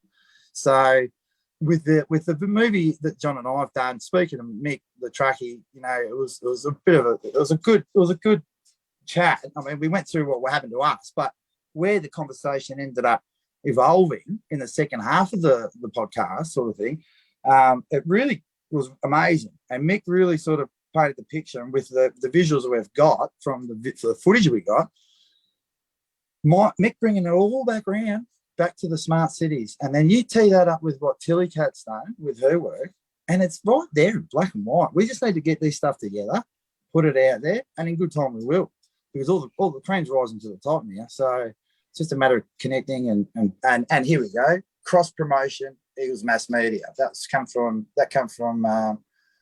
Bob. He's one of the guys that one of the live streams down here. He was in the van yesterday. That was a good tip. He's been in it for a while. So that's it, the cross promotion. That's what we're trying to achieve here. It's just everyone's on the same page. So just cross promote everybody and it becomes stronger. So yeah, that's all I've got to say, guys. Mate, as well said. I love what you've said. Now, I believe it's also the information that we've got that you're sharing has been pretty good. I'm actually going off the microphone, but I wanted to also share something here that was pretty major as well. It's about exposing 28. What does the 28 mean, mate? I'm assuming I don't want to use the P word, so use something else. By explaining. Well, what it is, it's a group of individuals, high-profile individuals, as Bill Heffernan said, that have. It's not so much. Well, I mean, of course, it is what they've done, but it's the act of hiding and suppressing that information from the public. Because what it was, it's basically, you know, there was a Royal Commission. The Royal Commission was into the New South Wales Police Department because of the systemic corruption that was involved in it. Right, which had been happening back from the early 70s, I think, or even earlier. Right now, when they got really deep into that investigation, that Royal Commission, the connection that started with drug dealers and so forth, and then it went up sort of the chain and the filth of that sort of underworld, and it got to that point where it was, to do with child trafficking and whatnot, and a lot of nefarious things, as I said. I'm not going to say that word, whatever, but all that, and the connections were made, and it's on police reports. Now that's suppressed because afterwards they said, well, and that's what Phil will repeat every morning in front of the judges, is that they came to the conclusion that we thought, that's what the words are, the exact words, we thought that releasing the information or list would make the public lose confidence in the judiciary. Now, the ironic thing about that is just the fact that we know you've lost confidence already. So that's the thing. And then it goes on to say we spent $64 million as taxpayer money for this Royal Commission. We want to know the findings. We are entitled to know the findings. Like you pay someone to do a job. It's like commissioning someone to do a building inspection on your house, and then and the builder goes, "Nah, I don't want to tell you what's going on there because my mate do that to him." What? I paid you to do the report. Tell me what's on the report. But my mate it's was in trouble. So that's where it is, and people are now knowing, because of the traction that it's got and the continual pressure, they're not going to be. You cannot suppress it anymore. And people know this. They're just working on the basis of that one suppression order because it's the one that's got the Prime Minister in it and all sorts. Now, I've done the interview with Auntie Glenda. It's on my YouTube channel, and people paid attention. Johnny, you picked it up it wasn't you. It was Jimmy. I was with Jimmy. I was talking to Auntie Glenda, and she was telling me, because she spent 20 years in the public service. She told me, she goes, Johnny, I was Kim Beazley's payroll officer. Right? She says in an interview, I'm like, oh, really? She goes, I felt like throwing up when I saw his name on that list. Right? Now, she's seen the list. And then I found out, what? So the list is out there. She goes, yeah. She goes, they read it out. She goes, they read it out at International Women's Day this year. I said, what? She goes, yeah. She goes, and I said, Auntie Jen. I said, she goes, yeah, we did. And I said to Phil, did you know this? And he goes, yeah. He goes, but it's about, actually, well, I'm not sure like the girls did it, women did it. I'm not. So that's crazy. The information's out there. The crazy thing is, John, is we don't just want to see the report. We want to see results from it as well. That's what I'm saying. Like I think it's pretty well known who's there. We want to see arrests. We want to see people jailed. Exactly. We want it's to have their day in court. Yeah. Exactly. Exactly. So that's the real court. Well, that's right. But that's the conundrum, isn't it? Because they've got all the firepower. You think how insidious they are connected with all the corporations. The deals that we have, absolutely unbeknown to us what they've done. They've made plans. They just sign, seal, and deliver things without taking us into consideration whatsoever. Look, the Liberal and Labor are handing out, referencing each other in Queensland. Now, if people understand what a Westminster system, you have to have an opposition in government. Now, as soon as they're going up to election, the opposition starts working with the government in power, that makes a mockery of the Westminster system. Completely. Absolutely. And then you've got Liberals preferencing in first position UAP in Victoria and Tassie, which is a bit sus. Well, they're supposed to be all for freedom and everything. Just the number one. Forget about UAP, Jenny, because we've got a two-party preferred basis since 1918. Now, that two-party preferred basis has been and always will be until, well, I'm probably not going forward, but always has been Liberal and Labor. So, that's what we're talking about, those two. Now, for them to be helping each other now by preferencing each other, that is nonsensical. Like, it's just, I don't see the sense in that. I know, and if that is the case, people have to be aware that we can't live like this. Otherwise, that is a dictatorship. Whoever's in power just works together and you can't get anywhere because there's no way around. And now look at the election stuff. Look at the election fraud. How many thousands, 200,000 votes gone. And this is going to be a close vote. 200,000 votes, that's huge, especially on the day. So all the organised people, they call it treason for a reason. They're doing that on a reason because 200,000 people, who are the people they're saying, oh, they got COVID, right, they're not going to be able to go. who are they planning? Who those people aren't to go? Are they going to be the organised people that are really political, or are they going to be the freedom fighters, the ones that are going to making the swing voters, the marginal? Because there's a lot of swing voters this election. That's the massive thing. Exactly. And so, Huge. so they're When no saying one you knows have the to have numbers a. of the swings. So they're saying you have to have a rat test before you can go and vote. You have to show a clean rat test. They've just before you changed can the go and rules. I just saw an article this morning saying that they're going to allow phone calls for voting. You're like, what? You can't What? do that. It's on an article. I've just wait a What second. a bloody joke. True Wait a story. You can see it on the AEC website. Oh my God. Now, if that doesn't tell people, come on. So first of all, you've got to ring it up, and Tricky Treaty, he commented on one of them this morning, and he reckons he said, it sounds like a bit of incompetence to me. Get out of town, Tricky. Right? It's not incompetence. That is, if you listen to these people, the way they answer that phone call, and when the same question gets asked but in a different way, they're answering pretty much the same answer but just in a different way. All of them. What do you mean those boxes are above aren't for anyone? Of course they're there for a reason. What do you mean the electoral commission that they use the same paperwork every year? We're the richest country in the world. You're going to tell me you can't print out new paperwork every year? Get out of town. I'm just, if people are stupid and gullible, well, that's what makes me angry. I'll tell you right now. You live in the moment right now, mate. It's a ripper. Look, talking about the moment. There is that video. It's only about 3 minutes, and 3 minutes 25 seconds. It is about the 28 that you're talking about, and I think it's really important that we play it as well, because the reason why this movement with government is because the government that we've got are the criminals in this video. So please listen, and if that's okay, does everyone agree that everyone happy with me? Go for it. This is the reason why we should be taking a really strong look at the Commonwealth Custodians, because together, not just these people are representing, but all of us get to reform and stabilise Australia. That's what this is about, and it is up to us. And here's some more reason why we need to take this seriously. Tune in.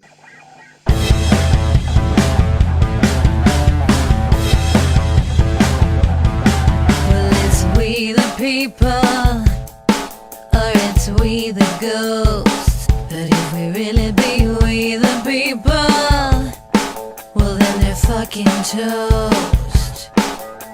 They say they ain't pardons the sinful, but they be faking. Watching evil from the sidelines as bad as partaking. And all of our politicians are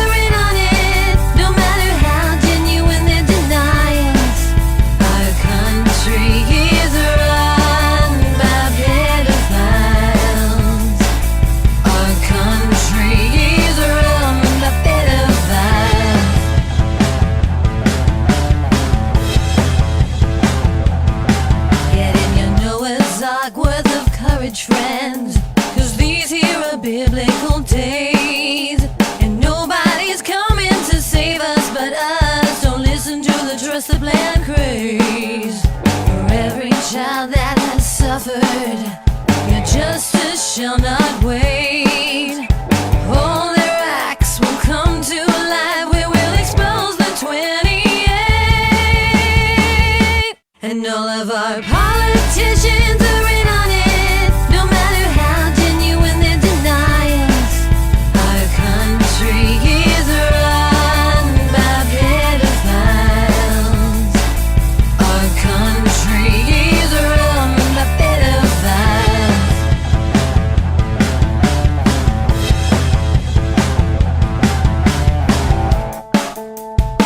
Documents here which the Royal Commission has seen.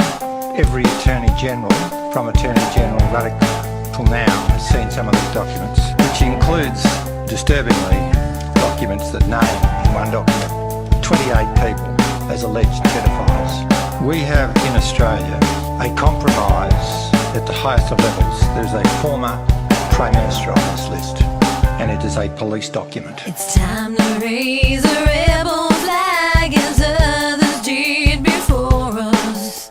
It's time to sing a rebel song and join in rebel chorus. We'll make this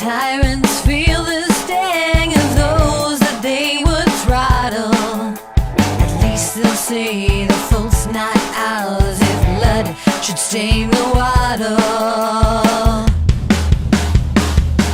And all of our politicians are in on it, no matter how genuine their denials. Our country is run by pedophiles. Our country is run by pedophiles.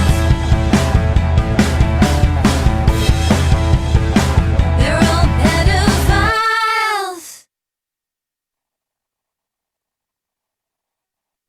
All right, so it is right in your face, and I guess at least put through as music might be a bit different. But I must admit, I was getting a bit emotional to understand that this is what our country is run by, and this is why, as you can see right now, why we're here with the Commonwealth Custodians to do whatever we possibly can to restabilise and make these people pay for what they're doing. And the Council Government Watch right now, and the help with Johnny Q has been fantastic, and Jojo, Brenda, Jenny.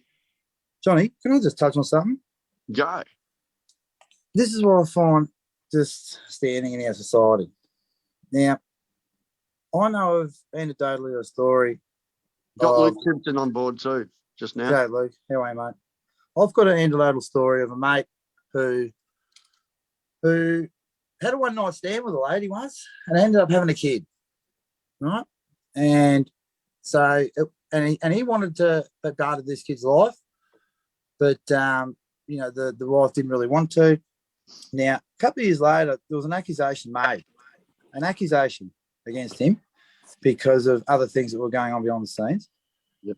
And the system was set up that he, no matter what, had no access to his daughter and had to be, and was basically guilty until proven innocent. And to this day, which is now a couple of years, I think part of the deal was that he, in the end, that even though it wasn't proven guilty, that he still wasn't allowed to have access to his daughter. Now, for to ruin someone's life like that of an accusation, and then here we are when it's hundreds, if not thousands of people that want to know and accusing our government and these politicians and these senior people. And there's no accountability when on the other end of the spectrum, right, we can ruin people's lives off just a hearsay. But when we've got evidence and all this on the other end, we can't get any accountability. What the hell's going on? Are we living in two different realities here, Johnny, or what? Yeah, we're living in a criminal government. A criminal government runs this, mate. And even this is another thing with Walshy over in Perth, and also Chris or Scott over there. They're dealing with this situation as is. Even Walshy and their ex don't want to deal with all these problems and just want to walk away. The courts are keeping them there and destroying their family, destroying the kid. It's amazing the story that's coming out of her. She's so scared to talk about it actually on broadcast because she's worried it'll have implications on her. And then Luke, you can touch on the brother's side of things as well. On are you still there, Luke? Yeah, I'm here, bro. Luke, just for our listeners also, before you start to introduce them, you go, Johnny. Well, look, Luke can just tell us on the sovereign side, like the injustices on that side, right? It's the same thing.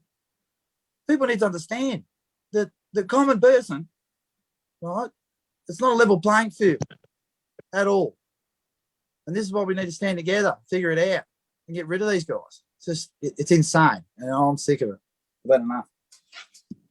Well, the reason why it's not an even playing field is for the fact that when any of those are put forward to be held accountable, they revert back to being a cooperation with no jurisdiction. But when any of us civilians go forward, we are put forward under the constitutional, any fictional law system that they have statute law. Yeah, it's ridiculous. I've got a quote from Sir Harry Talbot Gibbs.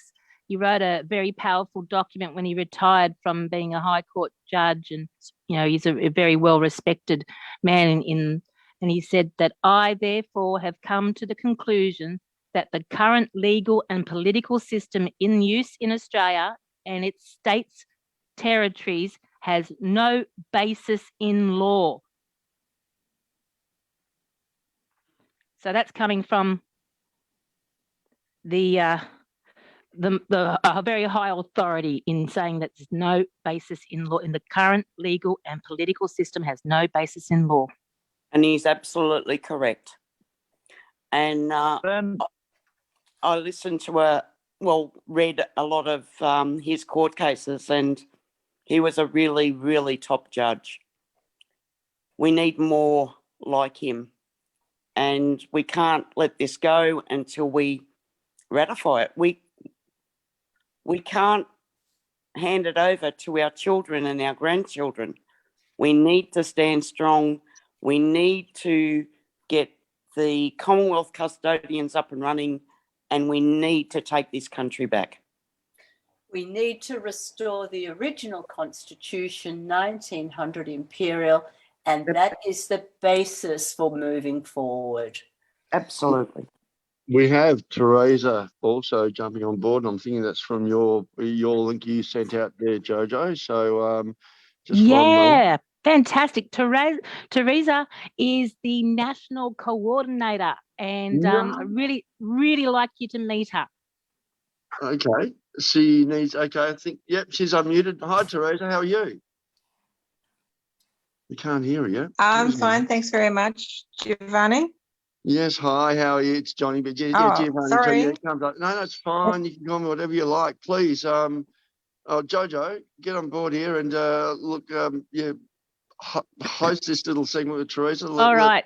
Teresa's absolute champion. She works tirelessly and quietly behind the scenes, stays out of the limelight. So I just would like to even to see the amazing work she's doing. She's behind the spreadsheets, sending them out to all the coordinators in the states. Her skills are longer than the Titanic. It's just her background in all sorts of, justice, the peace, common law, administration. She's got so much of a wealth of accumulated stuff that she's done, and she's using it all now. She's been working with the sovereign people in Gympie with the pyramid stuff that's going on. Can you tell us about that, Teresa? Yes, the Main Roads Department is completely destroying Dujaki Kundu, which is what they call the Gympie Pyramid. But the sovereign call that Dujaki Kundu. Therese, just Yes. a second. Just to get some better audio, just turn off your video. So you might the data might help your audio because it's just cutting out. So you go again and just start again. So I do apologise for interrupting. Oh, that's all right. Yes, the Gympie Pyramid, also known as Dujaki Kundu by the sovereign, that is being utterly destroyed by the Main Roads Department here in Queensland. The real road that they should have been taking should have been Old Gomburian Road, but because they also wanted some of the minerals that are in Dujaki Kundu, they've decided to destroy it instead. The sovereigns also had over 30 bunya trees planted on Dujaki Kundu. Those trees are never to be destroyed. It was written in the Bunya Proclamation in 1842. Also, there was supposed to be no people north of Brisbane in Queensland. So it's absolutely devastating. We were helping to protect it. In October last year, the police came in and arrested about 10, 12 people, but the police were numbered in 60 at least, all armed in black uniforms. Can you just really quickly, I'm getting maps on so people can watch or try and give them an idea where it is. Could you give me sort of the address again? I'll write it out. The address is, up on Rocky Ridge Road? Rocky Ridge Road.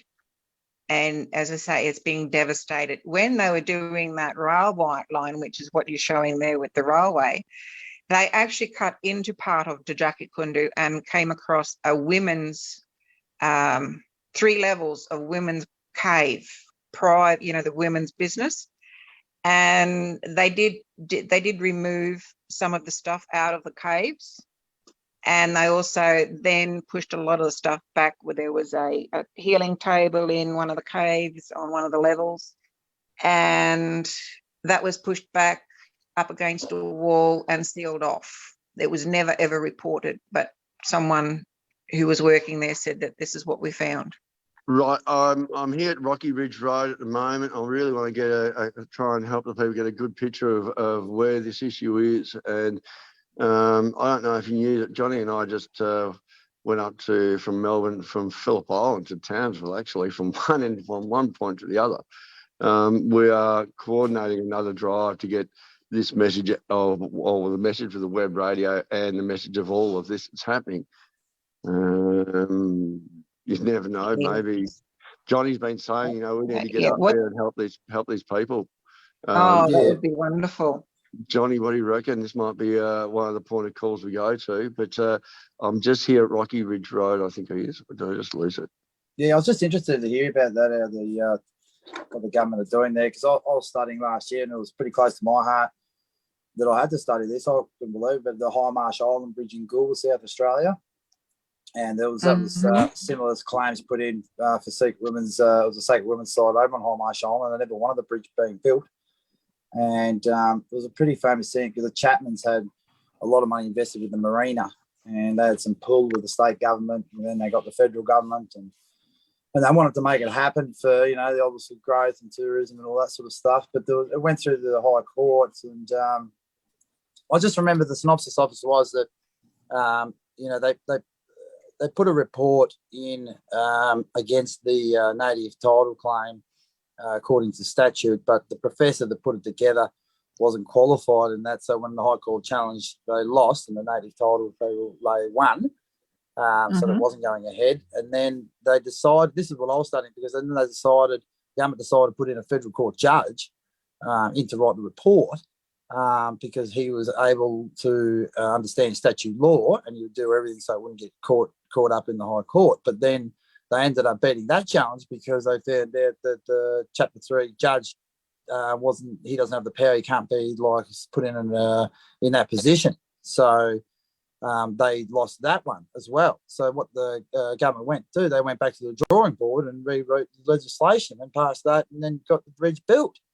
So it's just astonishing to just think, after all the efforts, it doesn't matter.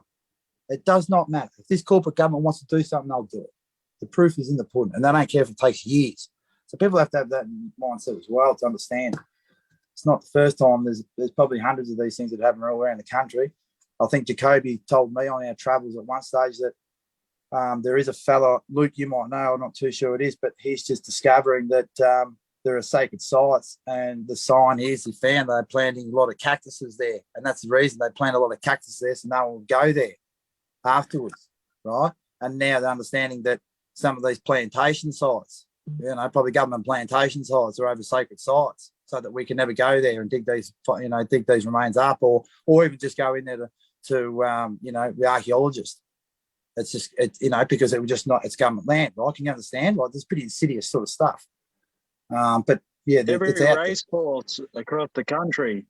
Sorry, Luke? Problem is all, every race course across the country. There you go. They're all built on sacred sites. There you go, people. No. There you go, people. Hang on, you're talking about Melbourne, Flemington. Every single race course, right? Because it's self-sustainable.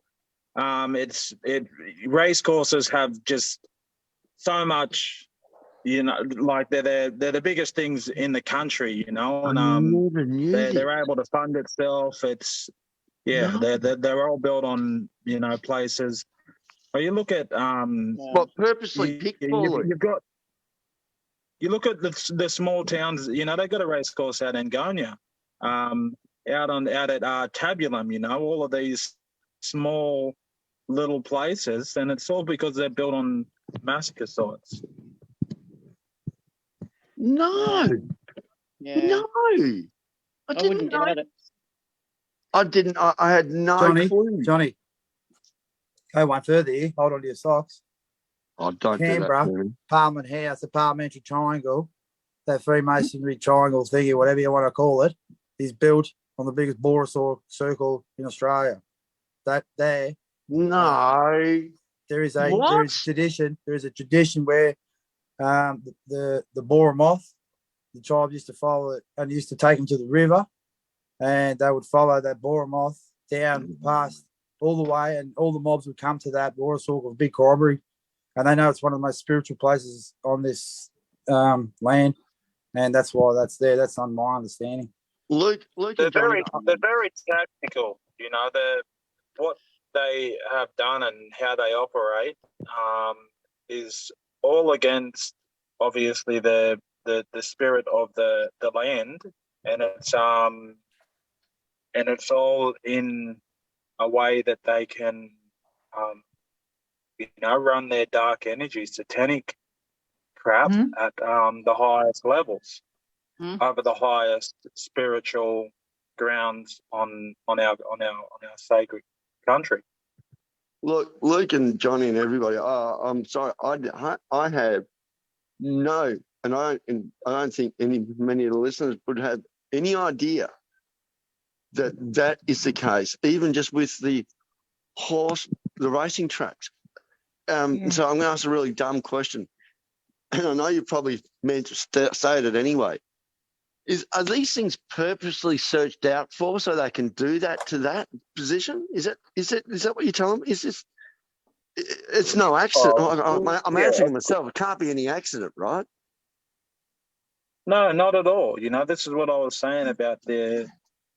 We've got to remember that before 1788, the invasion, the people, the British actually came over here and lived on this country, and they, were guided around our country whilst planning their invasion by their traditional people. You know, they lived here for decades. So, they were very well switched on. The spiritual aspects of it were taking very heavily, and I'm embarrassed. I didn't know. I'm embarrassed. Well, it's not. I'm embarrassed. Mate, I'm embarrassed that I didn't know. More like that I didn't know. That I didn't know something as basic as that. They don't advertise the real knowledge of this land anywhere. You know, this is why it has been important to sit around elders and the people that hold the most knowledge to the land. But yeah, I mean, it is. And this is just common. This is common knowledge to you. This is common knowledge to you, but not. I'm assuming this is just. I don't know about anybody else here. And maybe I should just be quiet. I'm just blown away. Johnny, look, to be honest with you, I didn't know this a few months ago. This started from my experience, basically from the behind the library when I met Jacoby and Luke then, and then continued on the journey from then. But, people have to be willing to know. And then also, it's not something, you got to understand that there's generational trauma. So there's trust issues, there's things there where, because it's, systemic racism too, so it's a really difficult way to approach it. But this is like just letting the cat out of the bag and saying, people go, what, really? And then think about it. Think about it critically. That is one. If you want to hide the evidence, what are you going to do? You're going to put something there where people are going to go have fun or can't go there at all, right? And it makes sense. It really makes sense. It would be good. You set up some sort of funding and hook up with some archaeologists and go, you know what? Let's go just investigate. Let's go do, because I used to drill for Enzyme, and I know you can do mineral core samples drilling on land. People do it for when you go to do service stations or whatever. We can go in there and drill some core something samples. That we can all do. Yeah, once we can go in there. Yeah, and then right now, the most important thing is to get away from this system. You're not going to get a permit to go to any race course or any sacred site to you just look at where they're doing all the constructions now. You look at all the areas that they have in place to where they want to knock and rebuild. All of it is basically on tribal land. They want they'll continue to do this for the fact that they want us tribal people to be fighting against them, rather than focusing on uniting with the other people. You know, it obviously is very heartbreaking and traumatizing for us to be going through this. But whilst at the moment, if we put our attention trying to fight against just the parties that are involved of wanting to, destroy these sites, they're getting the upper hand of actually taking, the whole country, which overall is very significant and sacred to every tribal person. There are obviously sacred sites and areas that are used for different things, but no piece of land is more superior than another in our eyes and on this country. Yeah, no, that's really well said. I'm lost. I don't know. I'm still comprehending what's just been dropped on. I mean, that's a big bomb for me, and I'm assuming it's for many. I didn't realise every race course is, for instance, as obvious as that, as bold and as bold as in your face. So there's a lot to learn. There's a lot to learn, and I'm just rapt that we've got people that we've been able to do this and be able to get people on board to understand what's going on, because I've put a link in, Johnny, into the chat group, so that you can have a look at the Gympie pyramids, and it goes on. Well, good on you. I'll get into that. And it goes way back. The abomination that they have created with the First Nations people is just disgusting. I was talking to Arnie Glenda at Old Parliament House, and that was a woman's place where they did women's business, and all of that it's deliberately, I believe, deliberately. They have set up those Parliament House. It was their site. Race courses, all of that. You do sort of need to look back in history and see the devastation. It's just been terrible. What better way to hide our horrendous history? Yes. Yes. Disgusting. That's I'm just trying to get a. And that's why we are doing what we're doing, and we are reclaiming, restoring, and we're going to do this because never before has everyone been so aware and so wanting and so willing for change. And this is why it's going to succeed. This is why it's happening now. Yeah, it's way past totally. time.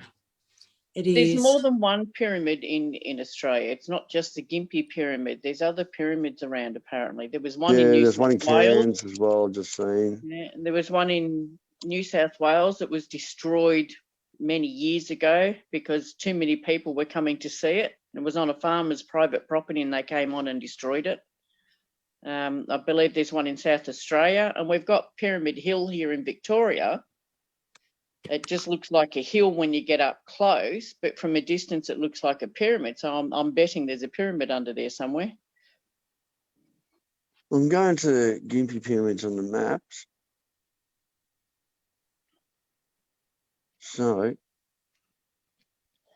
geez, we drove right past it, or if we took the Bruce Highway. So that's a shot. So I'm wondering, with our guest regarding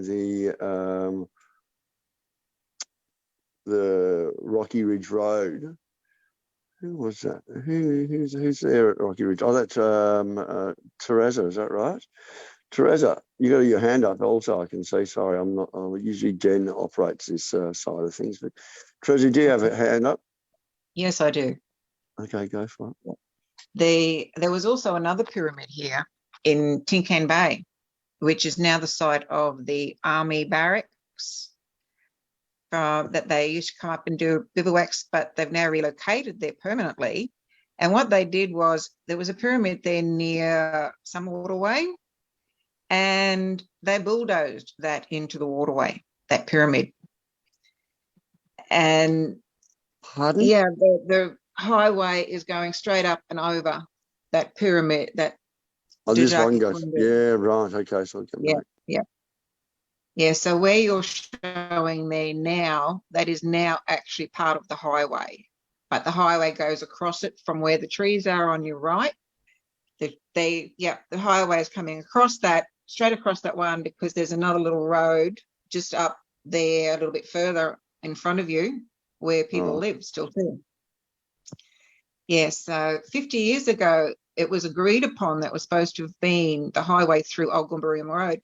But then when they sneakily came on to have Kabi Sovereign show them around the pyramid, acting as if they were all interested, that was only to gather intel on where they could actually run the road a lot more. Wow. This is okay. So there's some things that really have woken me up. We have also Tony Wells, who have jumped on board. I'm assuming, Jojo, you've got some more people from your group that have popped on board. Can I just say something there? Yeah, like if that's yeah, this is all right. Obviously, with what's been spoken about right now is like I'm 110% in full support of this Commonwealth Custodians. I've taken this back to my elders and some of the people, and right now they're all like, oh, nah, you know, they're in the mindset of being sort of stuffed over. Yeah, once bitten, twice shy. Yeah, once bitten, twice shy. So a lot of them are very, you know, super vigilant, and in saying that I was as well, and I obviously understand more about it. So yeah, I think, you know, like where my head and my vision is right now is to get this Commonwealth Custodian off the ground, and you know, let's get it airborne, because you know, I know that when my people, and it's only a small portion of them at the moment, so it's not a lot of them, but once they were able to see exactly what's being done, we can you know, it'll be, I believe that it'll be a lot more easier, or even if we can just get this done, I mean, in the interim without them for now, they then obviously still can be a part of OSTF or United Sovereign Nations of Terrestrialis to absolutely formally legitimise Commonwealth Custodians. Yeah. And that would be fantastic, Luke. We really need everyone to head in the right direction, in the same direction. So if you could talk to your people, that would be a really good step in the right direction. And just keep, you know, I mean, it's either we go with the corporate and we can't do that any longer, or we need to run with the First Nations people and bring them on side with the custodians, because it really needs the Commonwealth Custodians, whether they're put off by the name of as in custodians. It was to secure the old seats in the old Parliament so that we can actually make an impact and hammer home our rights of all people in Australia. The biggest thing is just the word Commonwealth. That's the only thing that they are all throwing up in the air at the moment, because, you know, I don't stand in support of what the Commonwealth done back in 1788, and none of my people do. But No. right now, I see the bigger picture, and I see where this is headed. And ultimately, there hasn't been sort of anything like this over the past 12 months to be the alternative for non-tribal people to be a part of as well. Like how many people actually knew that we were under a corporate that our body was attached to the cooperation. Yes. I don't even think that many in the freedom fight actually understand that. So to be able to unincorporate yourself, to bring you back to the original Commonwealth, is a huge step. And what that probably, I guess then looks like is that whilst all of these mercenaries and police officers are attached to the corporate structure, military and the Australian Defence Force, if not been sold out or bought out by Freemasons, their laws and obligations is to protect the people of the Commonwealth. So does this set us up to be able to, hand directions to our military to offer the protection that we need as the people of the Commonwealth? I believe so. Yeah, absolutely. I agree too. Yes. This is the thing, because they gave their allegiance to the Commonwealth, and they thought they were doing the right thing, serving the people. And so it's a simple transition for them to just come through and come on board. And this is the benefit. And Commonwealth means common well-being. It's the wealth of the people. It's the, for all people. So maybe we change the common well-being custodians. Yeah, common well-being. Yep. Right. Now, you had your hand up. We've got more people in the waiting room. I've invited a few special guests to come on. I think Keith's getting organised now. He's going to come and join us. We have a question from Tony as well. I know you got your hands up. Tony is the Tasmania coordinator.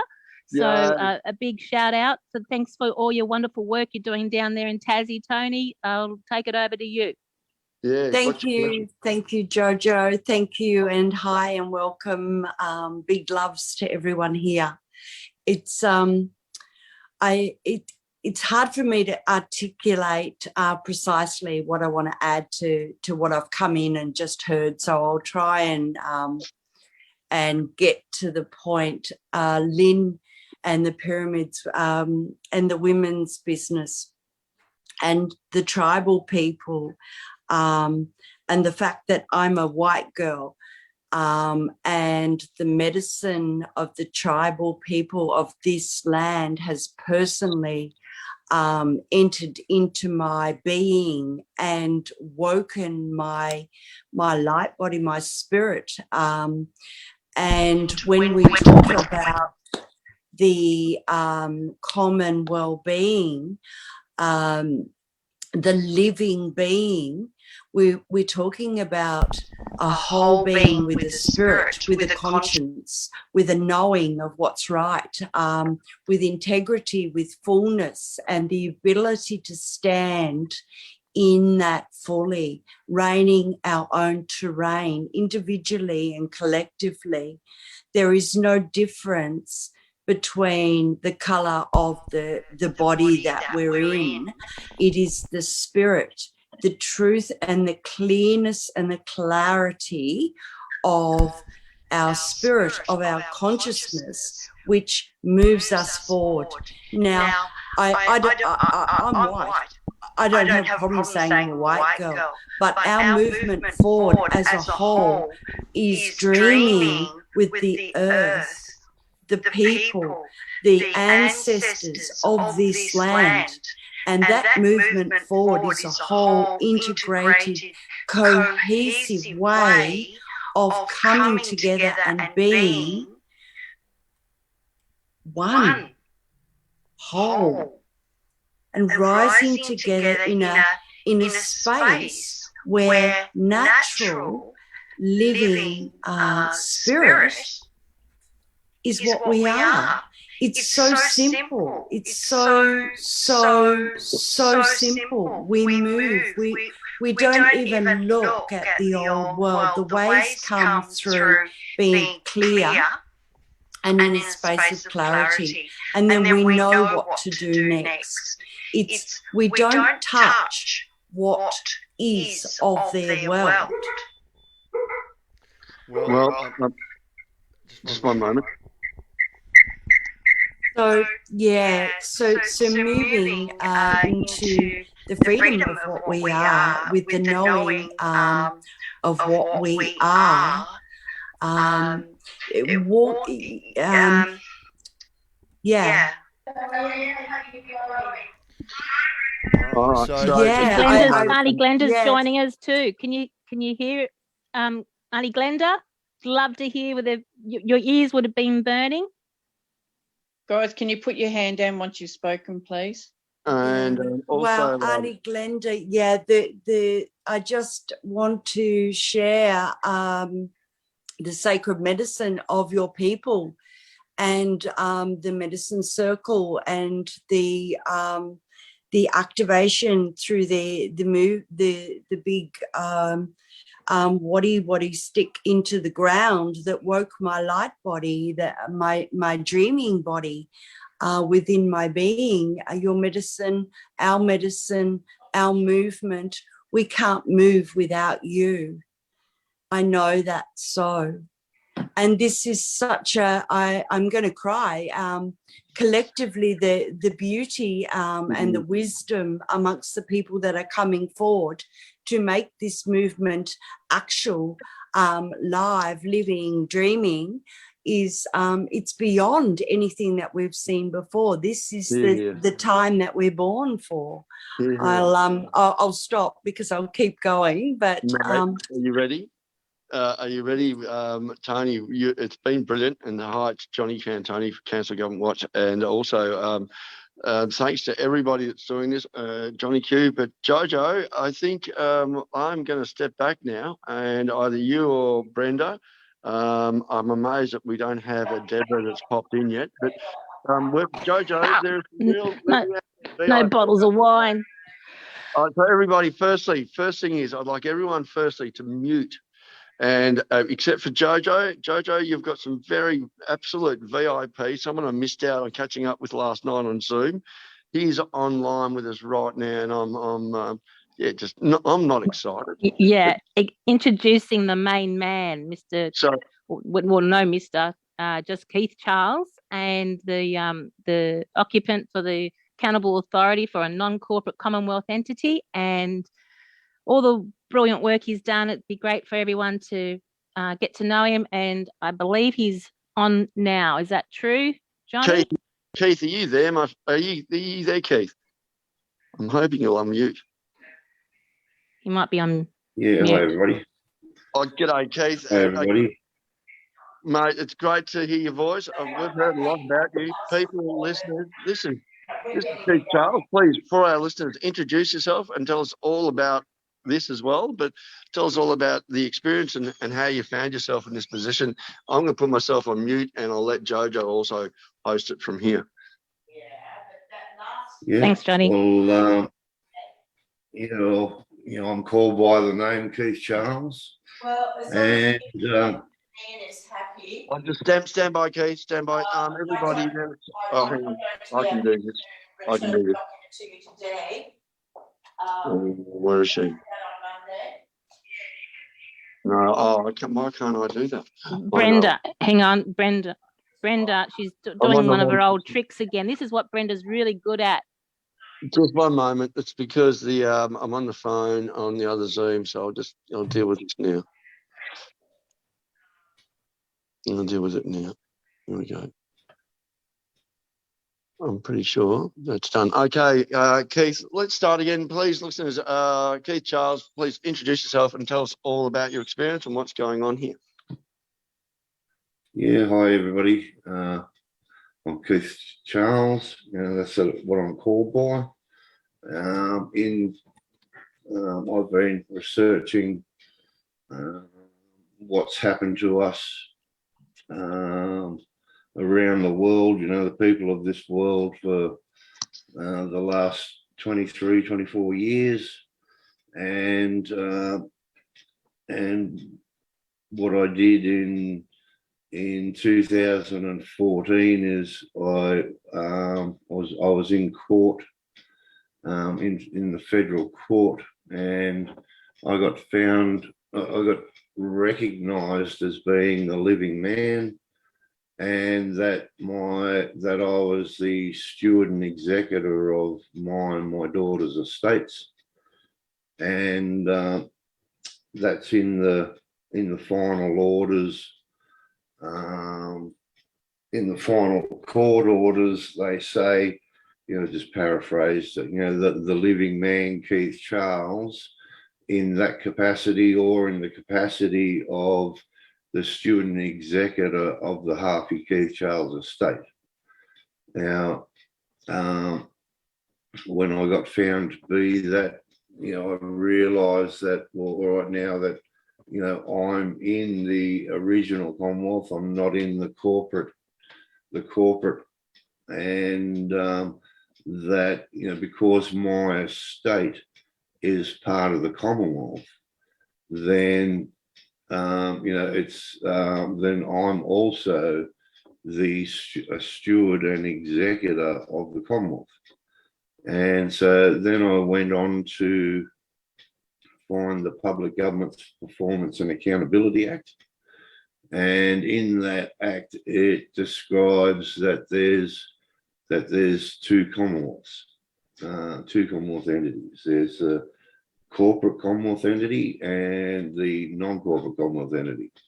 And then under that, it says, note, the corporate Commonwealth entity is legally separate from the Commonwealth. So what does that mean? It means that it's foreign to the Commonwealth. And then it goes on to say that I've just put that link up for you in the chat. It's Lynn Bennett. Yeah, thanks, Lynn. Yep. Yeah, and then it goes on to say that the non-corporate Commonwealth entity is part of the Commonwealth. And so if I'm in the land of the living, or if I'm in the original Commonwealth, then nobody who's in the corporate Commonwealth can sit in the office of the accountable authority for a non-corporate Commonwealth entity. Only the living and somebody who is a national of the Commonwealth of Australia and not an Australian citizen can sit in the office of the accountable authority for a non-corporate Commonwealth entity. And so I did a reversion of interest to the Commonwealth from that office in 2014. And when I did that, they took all the files out of the corporate, any files in the corporate system. I used to be able to go onto Heritage and Ancestry.com and look up the birth certificates and marriage certificates and whatever else of there was, and then there's nothing on there at all about me or my family. It comes up as private or just nothing comes up. And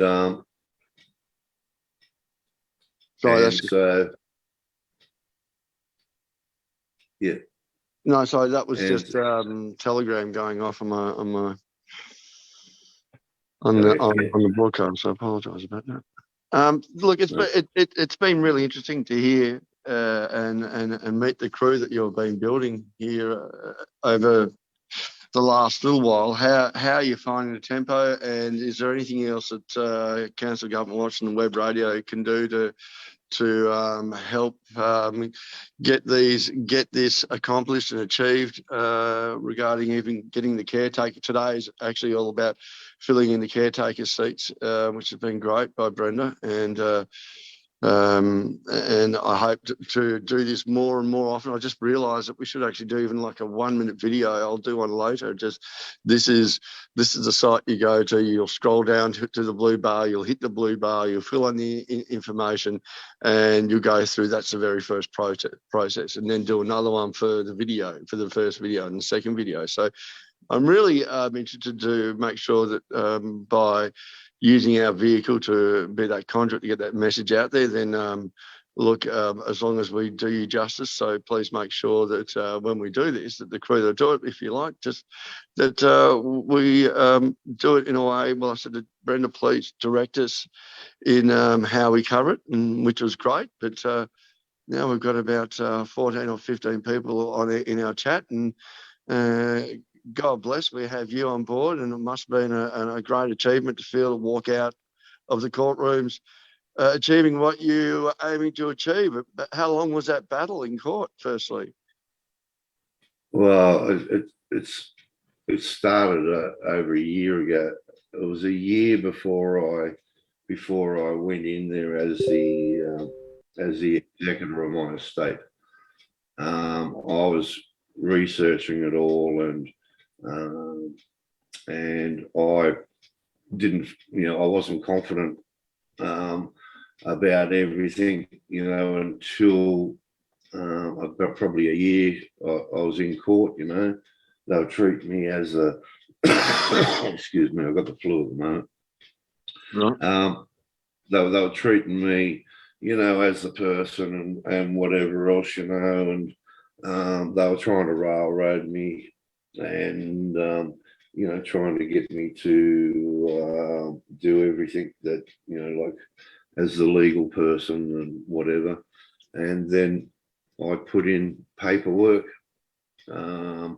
which is like a testament to will, which is on the site that people can use, which explains, that I'm a national of the Commonwealth of Australia, and that, I'm the executor of my estate, or steward and executor of my estate, and the terms of contract, the terms and conditions of contract that people have to do if they want to try and contract with the estate. And so I put that in, and then when I went into court, I went in as I told them that I'd be in the next day, and I intervened in the matter as the executor of the estate.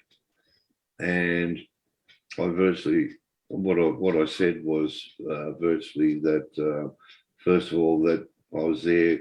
Look, this was over the phone, because I was in Sydney. The other party was in another town, I won't say where, and the court was in Adelaide, and so it was all over the phone. And I told them, that I was there under duress, first of all, because if you're not there under duress, then you're there voluntarily and under their jurisdiction. Then I said that I was there in peace, because if you're not there in peace, then you're there as a belligerent. And then I told them that I was present, and I wasn't appearing. Appearing there, you're appearing in spirit and not present. And I told them that I was present today as the occupant of the office of executor for the Harvey Keith Charles estate. I do it from the office as the occupant of the office, because you can't be a name. It doesn't matter what name it is, like whether it's executor or anything else. You are the occupant of the office. And then I said that I was there here today to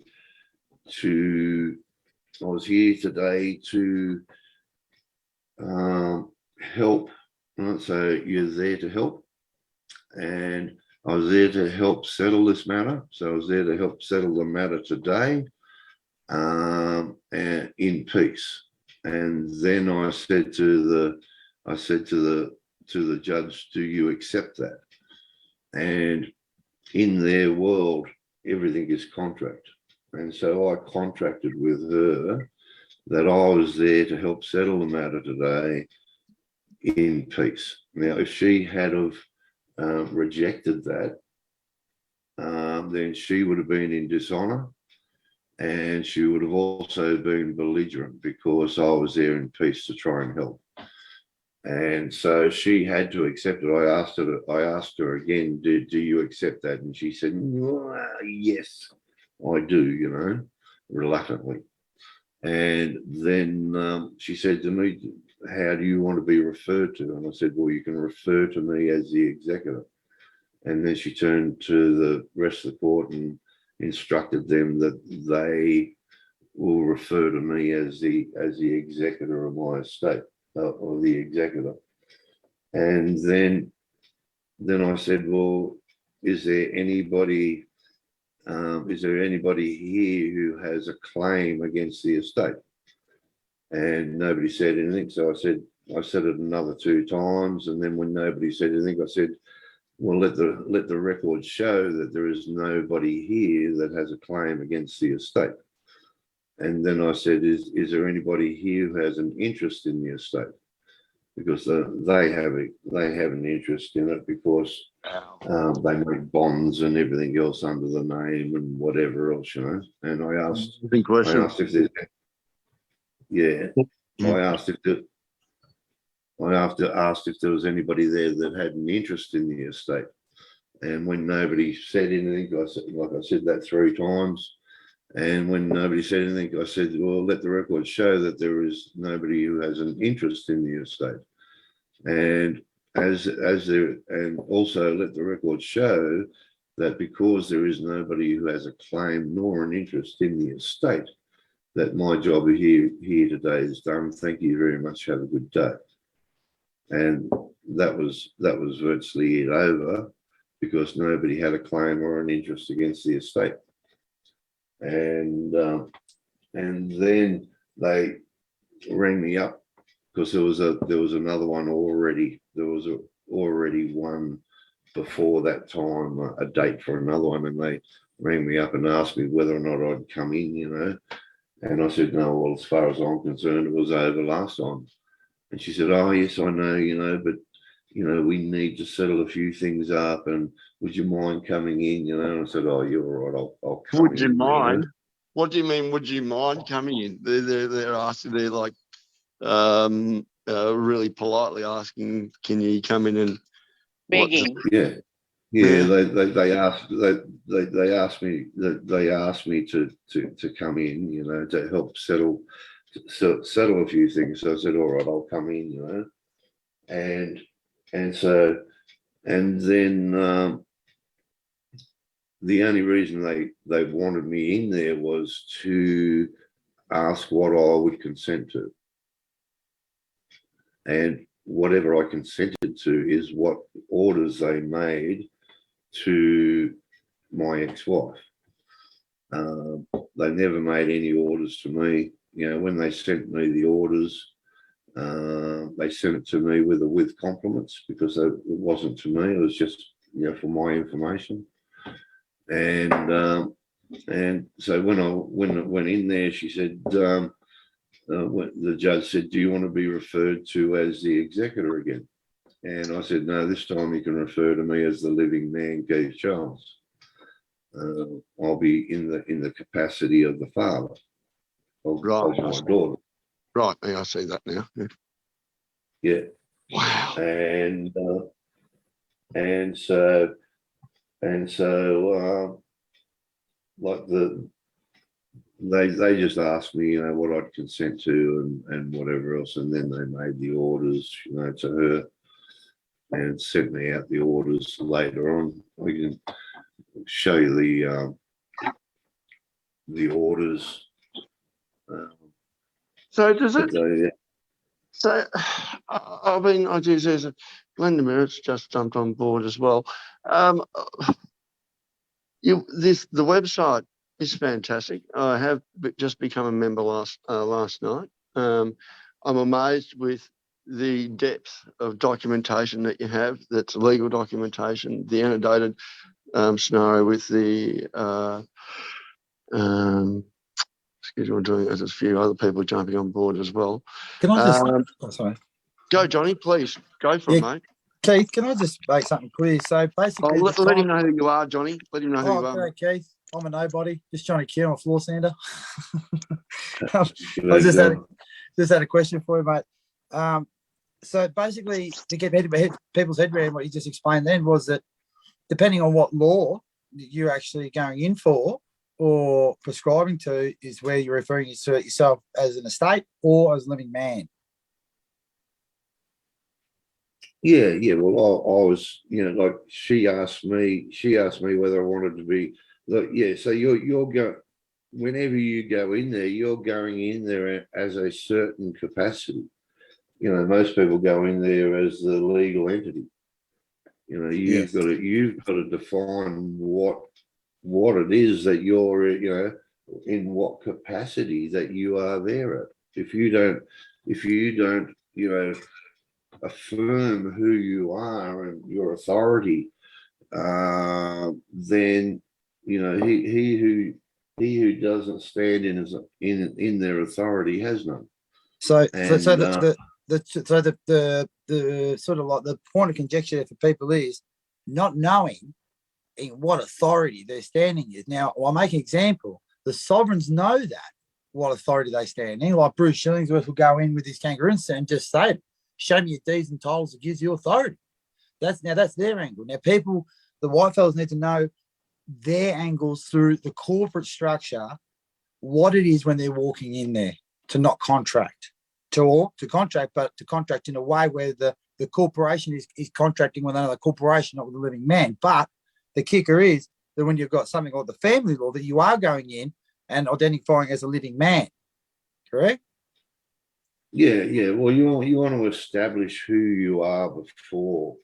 I mean, they're always going to presume and assume that you are there to represent the legal person, unless you can sort of prove otherwise. So it's a default. You've got to break their presumption. It's a default setting, and I'll see what you're saying. Yeah, we all have to get ahead around that. And that's what that's what the custodians is all about, is showing people, that you are not this legal entity. You're not the legal person. You're the living man or woman, that is a spiritual being. Like even when people say that, that they're a flesh and blood man, well, that is not. A living flesh and blood man in their world is a human, and a human, if you look up the legal term for human, is a monster, and it's something that crawled out of the swamp, millions of years ago and turned into a monkey, and the monkey turned into something else. Right? It is not the living soul, the man, the living soul in the Bible. And so, you've got to break all presumptions. So there's a lot of different presumptions that they're going to have, and it's a matter of knowing who you are, who they are, and what and what they're trying to do. You know, they're trying to get you to be the person, you know, to contract or to be the surety for the artificial public person, which is a legal entity. And under common law, your name as a proper noun is a natural private person. And that's like, you can't be a name. A name describes a thing, and us being spiritual beings, we change with every thought. And so, you know, we have a person, a natural private person that, you know, and that is what we're called by. You know, the name is what we're called by, or we're known by, or we contract by, or we write on our property to identify the property. But you are not the name, and they want you to be the name, to be the surety for that legal entity. And so it's a matter of separating yourself from the persons.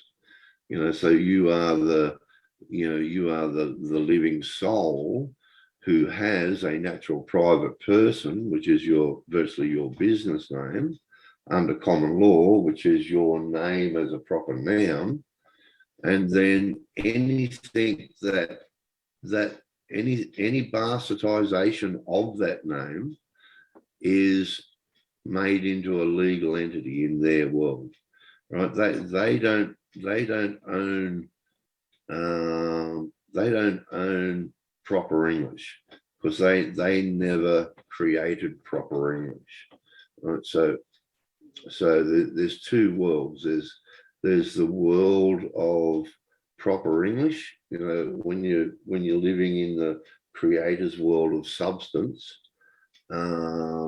You know, like he who creates owns and controls. So the creator created the cosmos, and so they have no authority over anything that is created by the creator. So what they had to do was they had to create their own world, and that world is a world of fiction. And in this world of fiction, you know, their laws are to the person, and the person is a legal fiction. Government is a legal fiction. Organised corporations are legal fictions. Their money is fiat.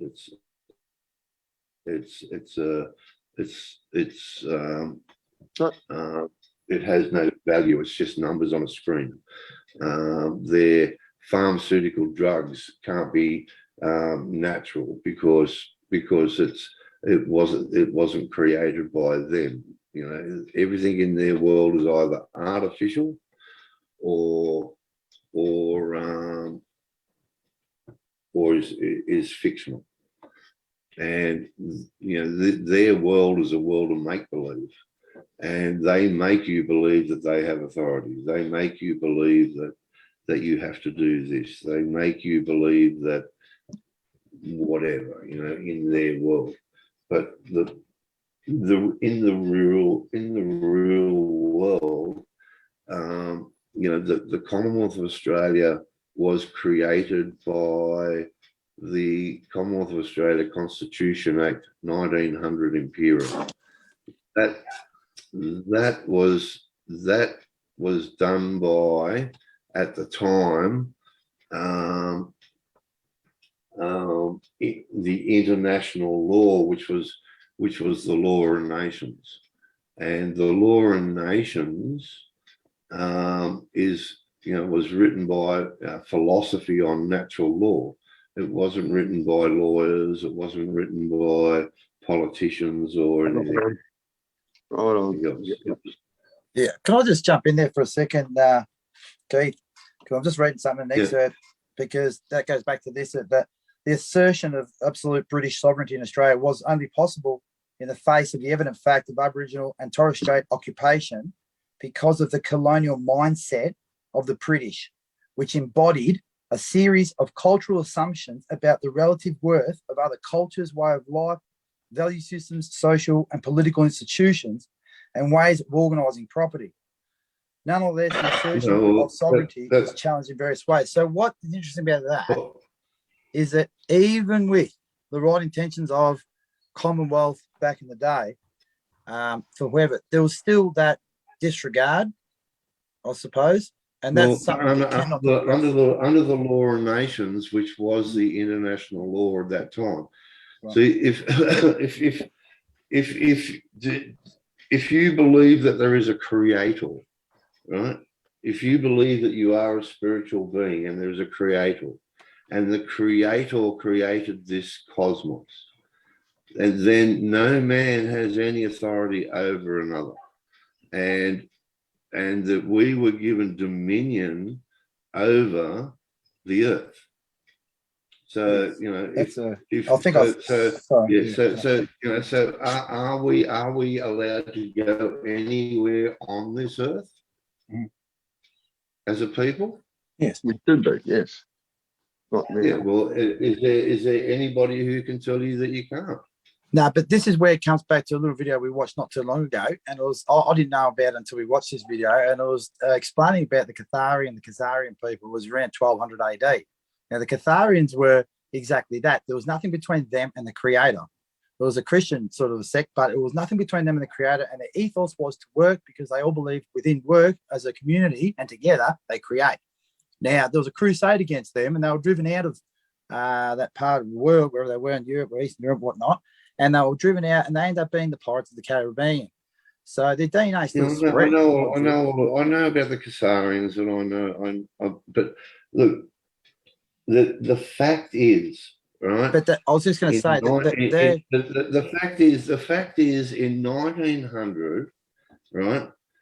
Under the law of nations, which at that time was international law based on natural law, right? The people of the Commonwealth created the Commonwealth of Australia Constitution, which is the Constitution, right? So it's an agreement between the people, right? And so that, that is a fact. It was gazetted on the first day of January 1901. Everything else. I was just going to say that there's a mentality. So just let me finish that part that I was going to say is that the reason that they were fighting and they had the crusade against them was that they were against the Catholic system where the priest would put his hand out. Okay, so then their intuition was like, nothing should be between us and the Creator, and anything is being put between us and the Creator, then it's not right. But that system, that Roman Catholic system, was the one that went to become, what's in power now, right? Which are holding what you're tying into.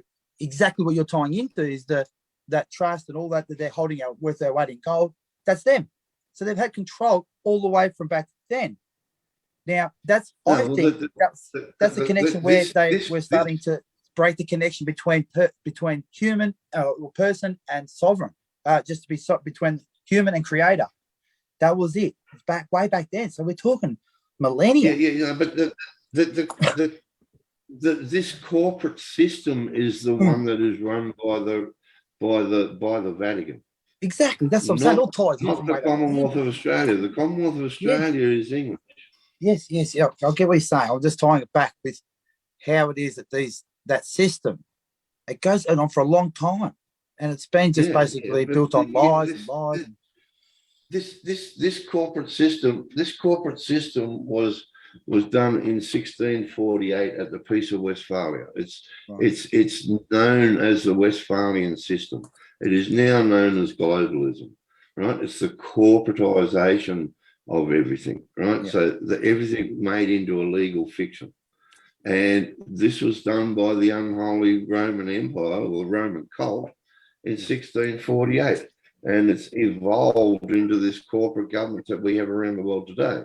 Yeah. Whereas the countries, the original organic countries, are the ones that are made by the people. The people are the ones that make them. They're not legal entities. Right? So like the Constitution of the Commonwealth of Australia Act, Constitution Act was made by the people. They are an autonomous community, right? And it's everybody who is in there. You know, it doesn't, you know, and you know, so well, that's where we've got to go back to, is that autonomous community. In 1973, when everybody went in and signed up for Medicare, they made a private agreement with a private corporation and came out from the original Commonwealth under the Constitution and common law and natural law and into this corporate society. And this corporate society, the rules are written by the Law Society. It's all the legalese, all the legal bullshit and everything else. And in Revelations 18:4, it says, come out of her, my people. And that's where we're supposed to come out of. We're supposed to come out of this Westphalian or globalist system, which is run by the Vatican. You know, it's a godless society, you know, and we've got to go back into our autonomous communities. And if you read Quick and Garren's on the you know, Quick and Garren's as you will find anywhere else, you'll find that a commonwealth is where the absolute supreme authority is vested in the people. So, you know, that's where we want to be. We are the authority. And you know, the Constitution was made in 1900. It was gazetted, and it was you know, it's a fact that is there. And see, that's like everything I do on one point, right? If you go in on hundreds of different points about this, that, the other thing, you know, they're just going to find the weakest one, and they're going to argue about something that is totally irrelevant to where you want to be. And all I do is I bring it down to one point. We have a constitution. The people are the absolute authority, and that the officers of the Parliament of the Commonwealth of Australia was abandoned, and we have a lawful and a rightful right to reclaim those officers and restore those officers. And if there's anybody who wants to say that we don't have that right, we'll bring forward the evidence. But that's the only thing. That's the only thing we're doing. We are taking back what is rightfully ours. We don't want.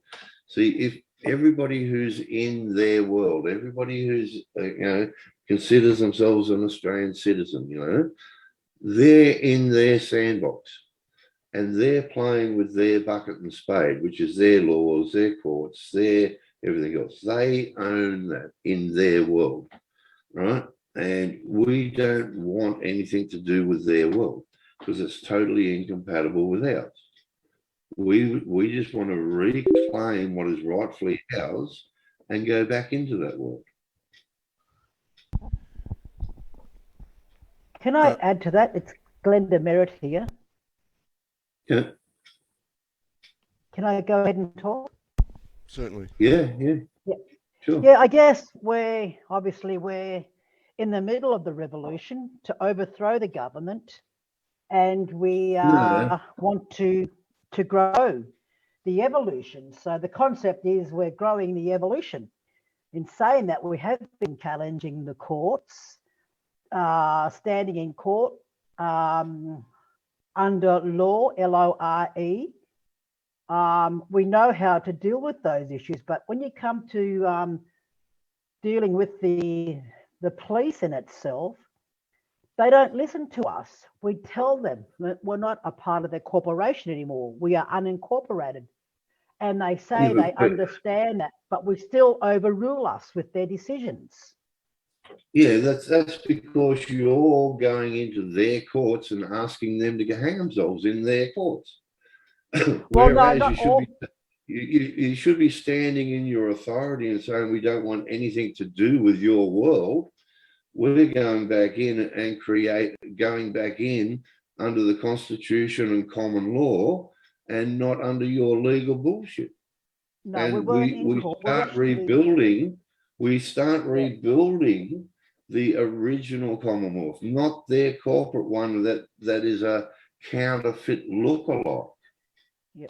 But no, there's a situation where we've got people in the car park sort of protesting for weeks, and they've made a little fire. So they've come along and put their fire out with the fire brigade. So we are telling them we're not under the corporation no more. We are unincorporated, and we're standing by law. We are under LORE, but they still don't listen. They put the fires out. That's the battle that we have with them. Well, you know, it's going to be an ongoing battle.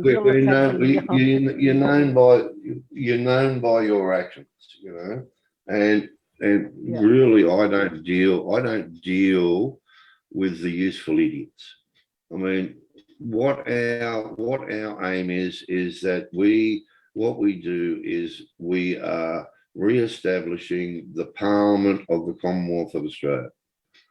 You know, everything else to do with that is political, is peripheral, you know, and the only way that they can stop that is that they try and come into the land of the living and prove that we have no right to be able to re-establish the something that was abandoned when everybody signed a contract with these belligerents. Okay, that's what it is, you know. They're going to presume and assume that you're a part of their system because of your actions, or until you do some other action that makes them aware that you're not a part of their system. Keith, everything in this system is May, assumption and presumption. May, just interrupt for a moment, Keith. Just do us a favour, if you could turn the video off, it might help with the audio. It's starting to crack up a bit. So if you turn the video option off, that might give us a bit clearer.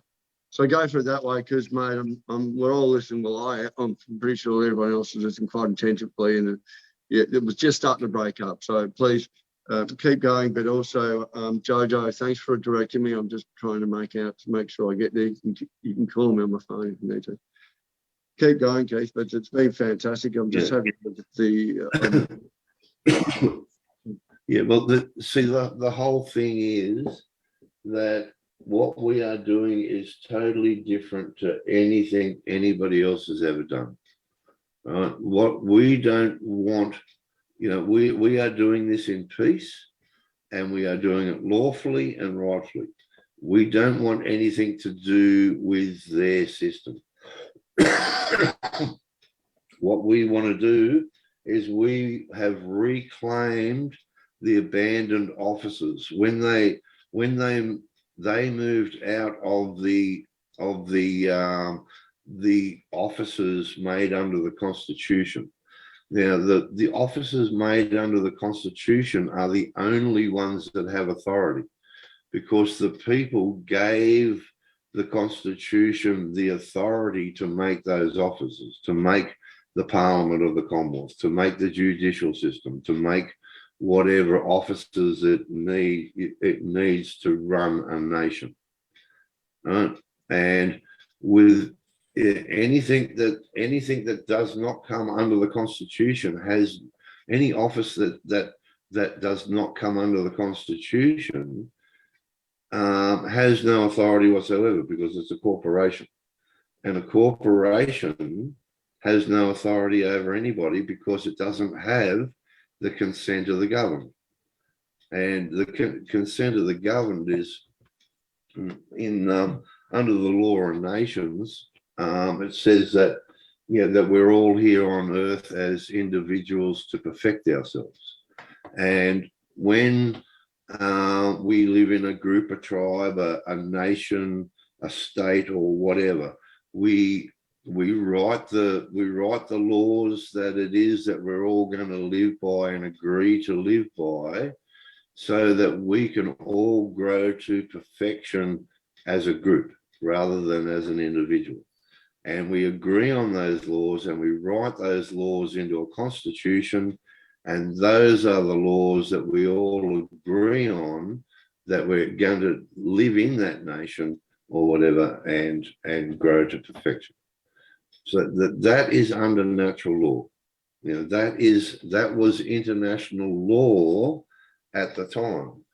The American Constitution says in it that we will abide by the law of nations, right? Because the law of nations is natural law about how nations on this earth are supposed to work. And that got changed by international law, all this globalism, by the Roman cult.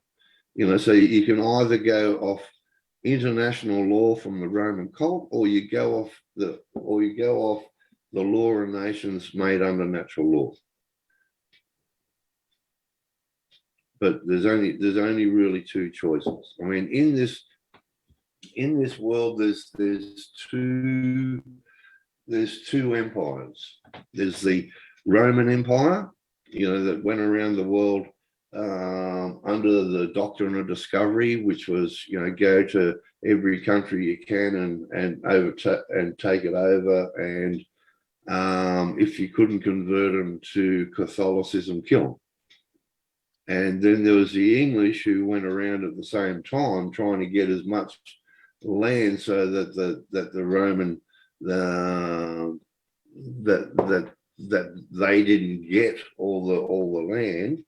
And that they were doing it under things like the Pacific Island Protection Act and other and the law of nations and the King James Bible and common law, which is do no harm, cause no loss, not the Roman law, which is man's law. And there's only two real laws or two real empires, and that's the empire of the Creator, which is got to be under English law. It can't be under Roman law, and then there's Roman law, and you there's only really two choices in this world about which world it is you're going to live in. Are you going to live in the natural world of the Creator, or are you going to live in the satanic world of make believe in their corporate system, in the Roman system? There is no third option. People want to think, that their law, counts. Well, what law is that other than, the Creators or Satan's?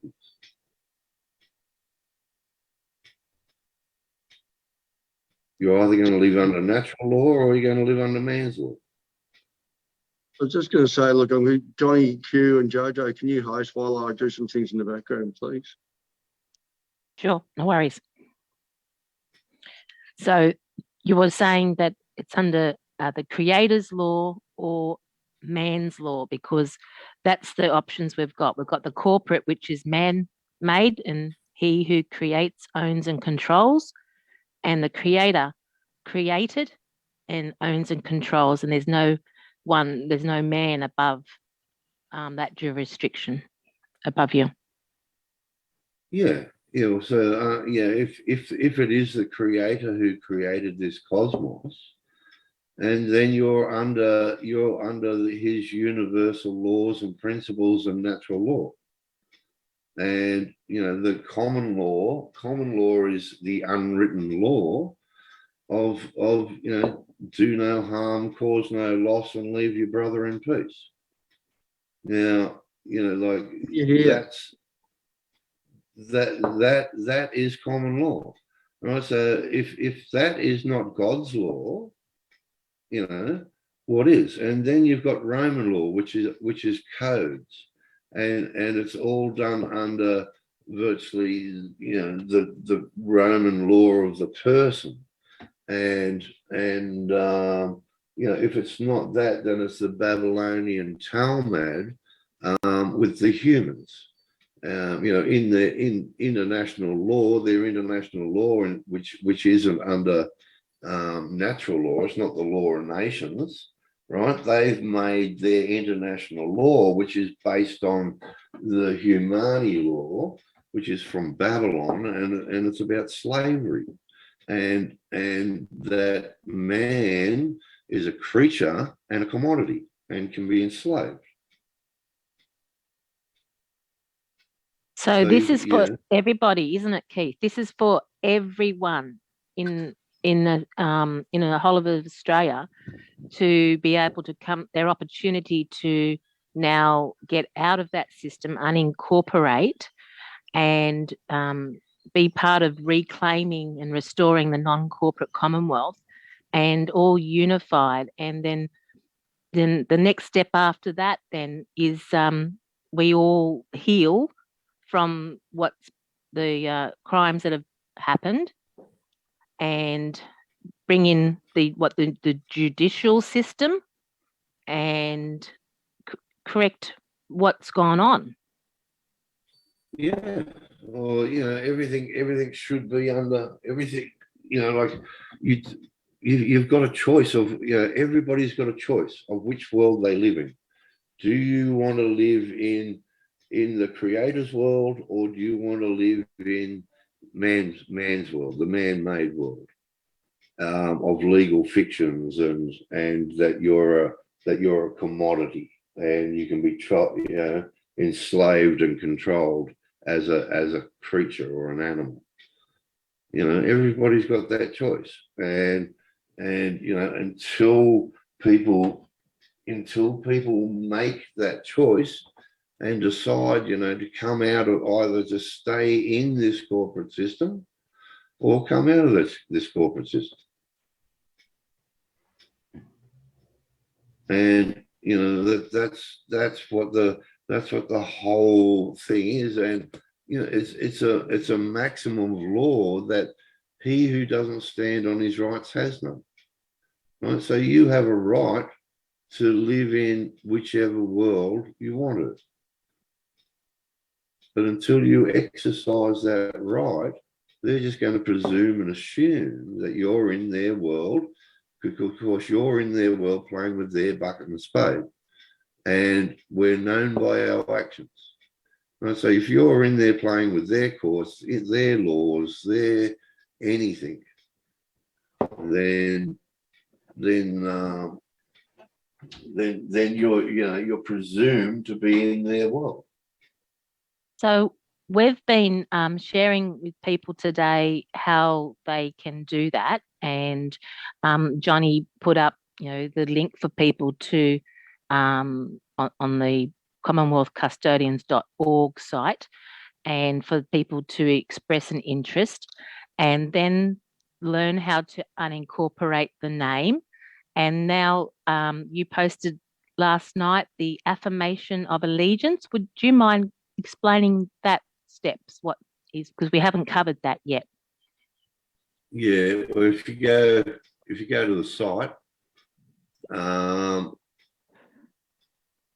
and up, I just go to sites, go to top right hand corner, 3 bars, hit the groups, and as soon as you slide down the groups, it's the first one in the row.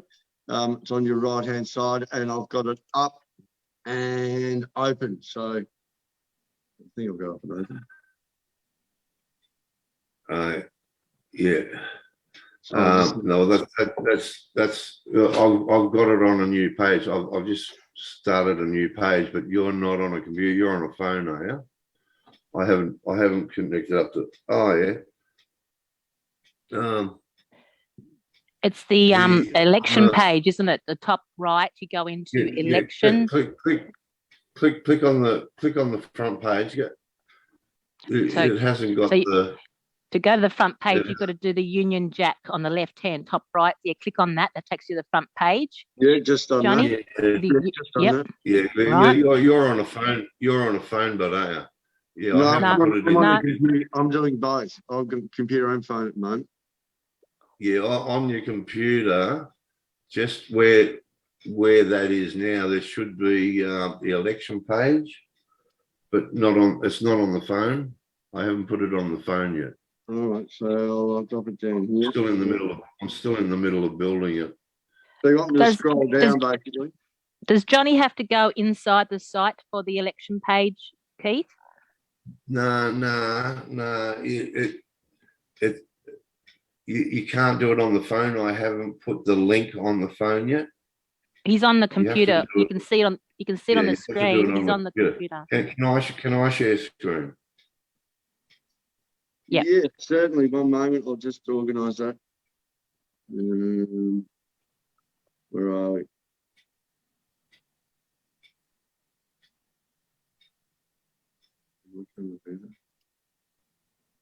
Oh, share screen.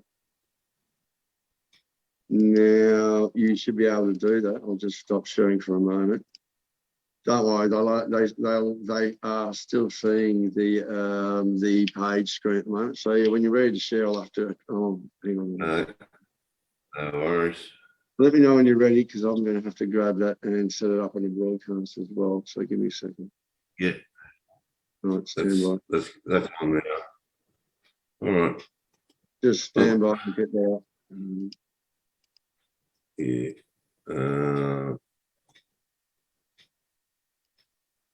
Yeah. So this is it. This is it here. When you, I'll get rid of this. So when you're looking at it on the computer, the non-corporate elections. And yeah. I'll So just make the screens. Just stand by, make the screen a bit so the viewers can see it now. They've got your screen. Go for it, mate.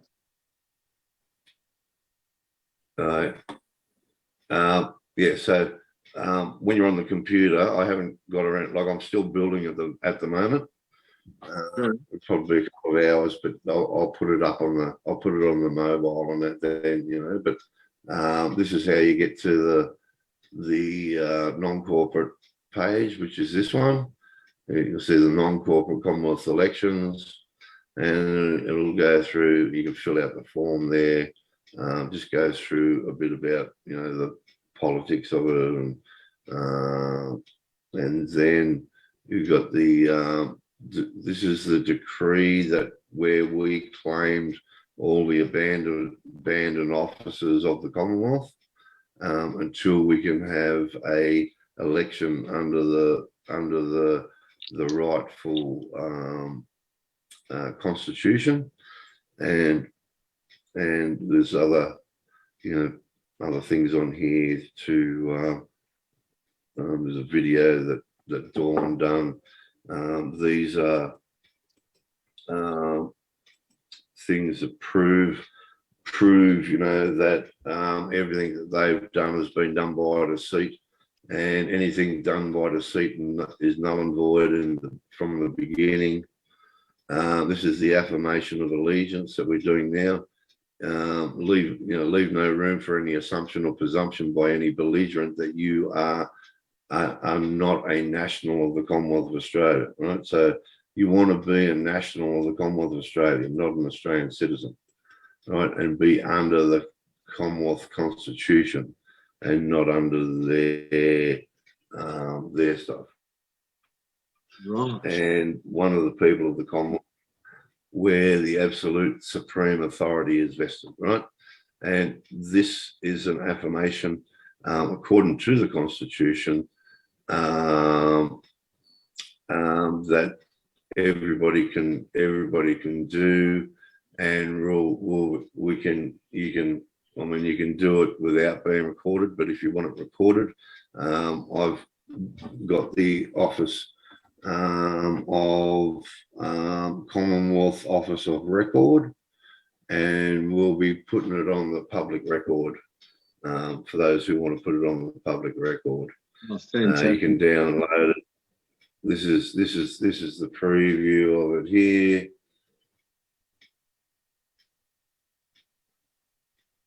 Just a quick little suggestion for everyone. When we do get something we can download, another way to get through to the community is to go through all your buy, swap, sell pages and just post it on there. It's just a good way to get through the community because a lot of people are on that. Yeah. And this is it here where you download it. It's got the information sheet of how to fill it out and whatever.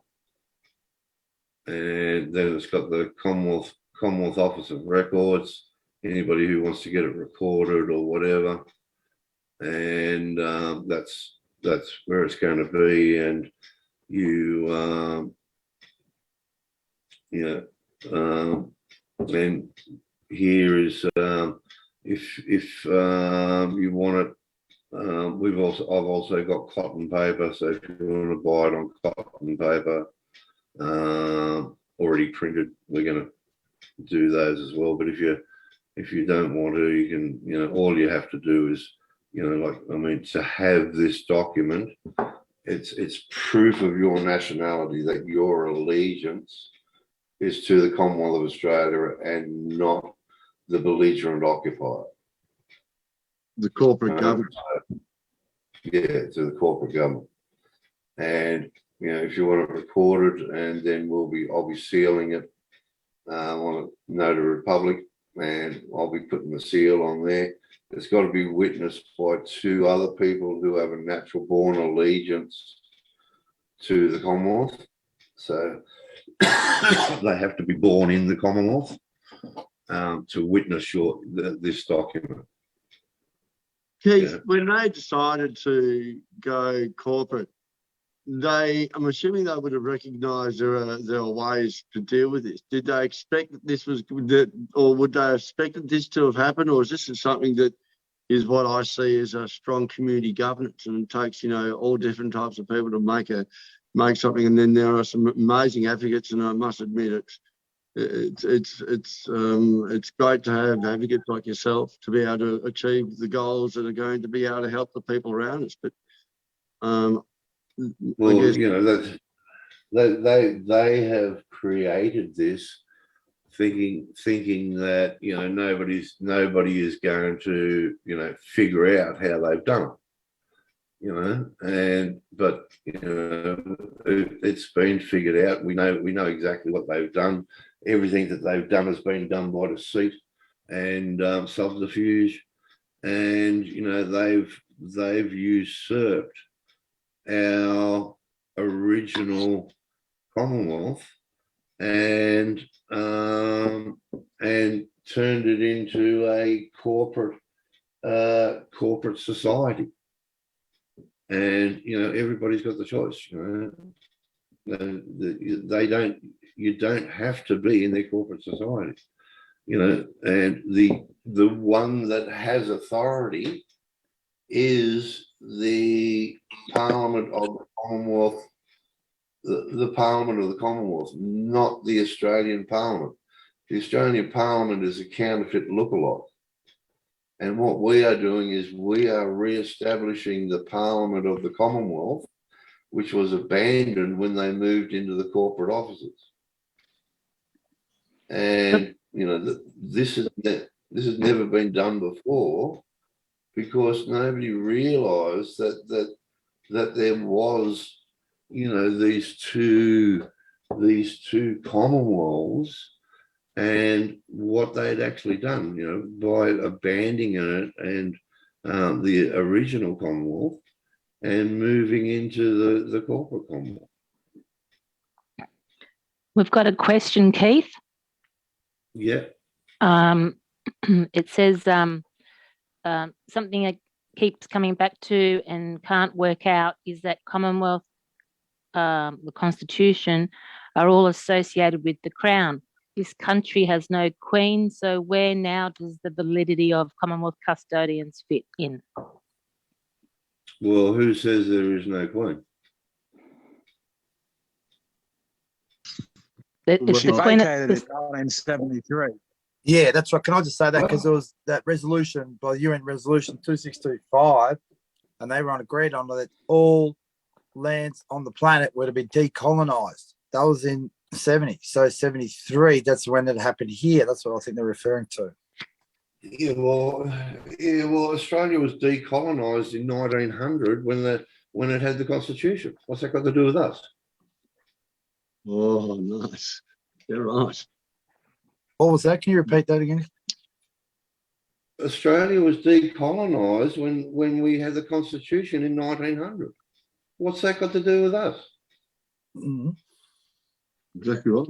What has anything in international law under these corporations got to do with us?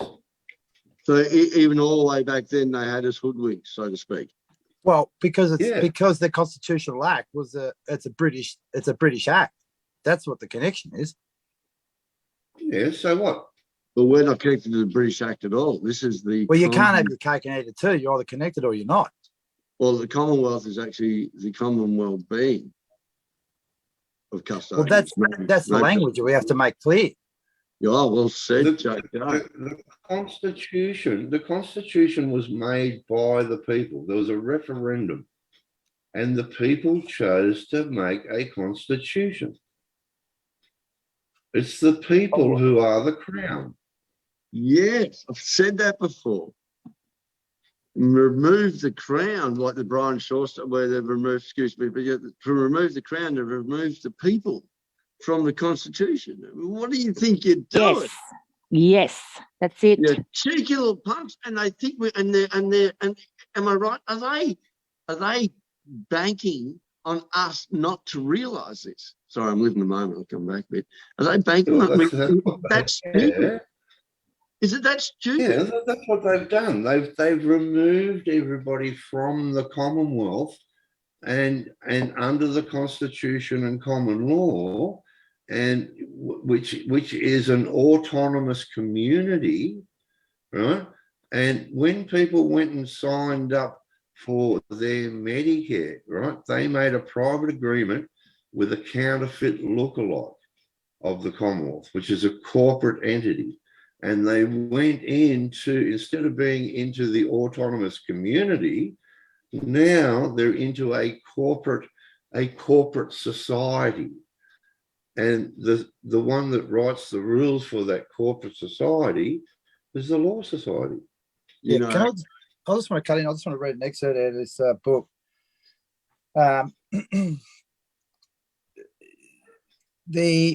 Australia's public law history has been indicative of a desire to bring English institutions to the colonies and influenced by a progressive reform movement to expand the democratic base of these institutions. This was largely achieved in the second half of the 19th century.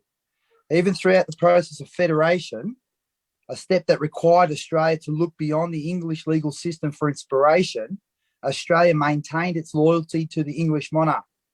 Federation was not an action of independence and a step towards republicanism, but was seen as necessary for a number of local reasons, including overcoming the various trading barriers that had emerged between the colonies that were stifling economic growth, the perceived threat from the other European colonies in the Pacific, requiring a defence force of greater strength than any individual colony could provide, and the perceived need to protect local labour markets from migrant workers of non-European descent. So there's a lot of stuff. It wasn't just let's get together and let's be one, right? Let's be honest about history. Look, what difference does that make? And whose opinion is that? Well, it's just an understanding. People understand where they're coming from. All that is an opinion. The fact is there is a constitution. A constitution is the law of the land. It gives the officers authority. If the officers are not made under that constitution, then they have no authority. So what you want to, Anybody who wants to deny the Constitution does not give authority to officers or whatever else. All they're doing is throwing away their authority. Yeah, this is interesting. I just found a little bit here. This is good because it just mentions the actual imperial. It says the idea of federation had been floated in Australia since at least the mid-19th century, when the Imperial Australian Constitution Act was drafted in 1850. The largely unpopular Earl Grey, the Secretary of State for the Colonies, wished to include a number of federal provisions within the Act that would have established a General Assembly of Australia. These clauses were removed after protests from the colonies, and the House of Lords resolved that such an act would not be thrust upon the colonies. The colonies themselves were aware of the need for a more cooperative model. Free trade agreements were attempted, and in 1885, the Federal Council of Australasia was established. This body had some limited legislative powers over participating colonies. However, the Federal Council never garnered full support. In brackets, New South Wales did not participate, and South Australia only participated for 2 years. So that's some of the stuff with that, what was going on back then with that Australian Constitution Imperial Act. So at the end of the day, right, the Constitution was passed, right? It was gazetted on. It was gazetted on the first day of January 1909. It came into law. It is law. It has been law for the last 120 years. Yeah, agree. And there's nothing that is going to change that. It doesn't matter what they said back then or whatever else. The fact is that there is a constitution, and the constitution is the law of the land. The constitution is what gives officers its authority. There is nothing else you need to know other than that. Yes, we understand. I mean, I understand personally, that we have to incorporate from our system. But moving forward with that in mind, we have to sort of have an open mind of where it's going to be, where we're going forward for people, because it's getting out of one system to another. So I think just having the conversation, asking some questions and talking. The first thing, look, we've got psychopaths running this corporate government, right? We've got it's known as globalism, right? We've got the financial reset, which is part of the UN agenda, and the Cole Swabs' financial whatever it is, and then you've got Agenda 21, 2030, which is part of the UN agenda. You've got Lockstep and everything else, which is part of the Rockefeller Foundation and everything else. They are all part of this corporate system. Right? We've got the psychopaths running the asylum. Now, do you want to be part of the psychopath asylum, or do you want to be part of the autonomous community, which is known as the Constitution of the Commonwealth of Australia? Yeah, we get that. I think the problem is getting the mass populace to understand that, and then making a framework so that we can get people to jump on board, which you guys have done some great work with the website and that. And I mean, look, more help the better, to be honest with you, because it's actually sharing the knowledge. So that's why that cross promotion of telling people. So, I keep hearing all this information. I know there's a lot of people out there over the last couple of years have gone down the rabbit hole, probably not to the depth that you have, or like Brian Shaw, or even there's a lot of people that have put like years and years of work together. For us is to now is, I think, is just get this information together, simplify it as much as we can for people, and then find a way that we can. This is what Bruce Schilling was on about. It's okay, we know this now. Like, what do we do now? Let's go forward. What are the solutions moving forward? Bruce's thought process is kind of pretty much similar to what Keith is talking about, because why are we listening to that when you've got this constitution and the Commonwealth being custodians is what the Commonwealth Custodians, Keith, correct me if I'm wrong, please, is what they stand for. It's not the Commonwealth, the Queen, but I won't get too confused in this, but the point is this whole process and everything else, the Council of Government, what you're working with, these things, this is real action and a real opportunity to fill these seats in as caretakers as quick as possible. And hopefully with all what's happening now, and there's a lot more people on board that I'm assuming got some questions to ask or talk about their experiences, because $10 a month, but that's not the point. To become part of some major change, if you're all complaining, if we're all whinging about where it is, this is a great opportunity to have a really great go at taking it back by the community. I can see to fill the seats and to go through that process is a must, and to be able to achieve it and to live it will create that opportunity. I mean, Keith, am I right in that direction? It will be a process. I mean, it'll be a process that's also been set in the past to a point regarding the voting. Everybody, as I was saying, there's two worlds. Everybody's got the choice of which world they live in. You can live in the psychopath world under their laws and their jurisdictions, or you can come out and into the original Commonwealth and help rebuild that. Right? Everybody left that. It was abandoned.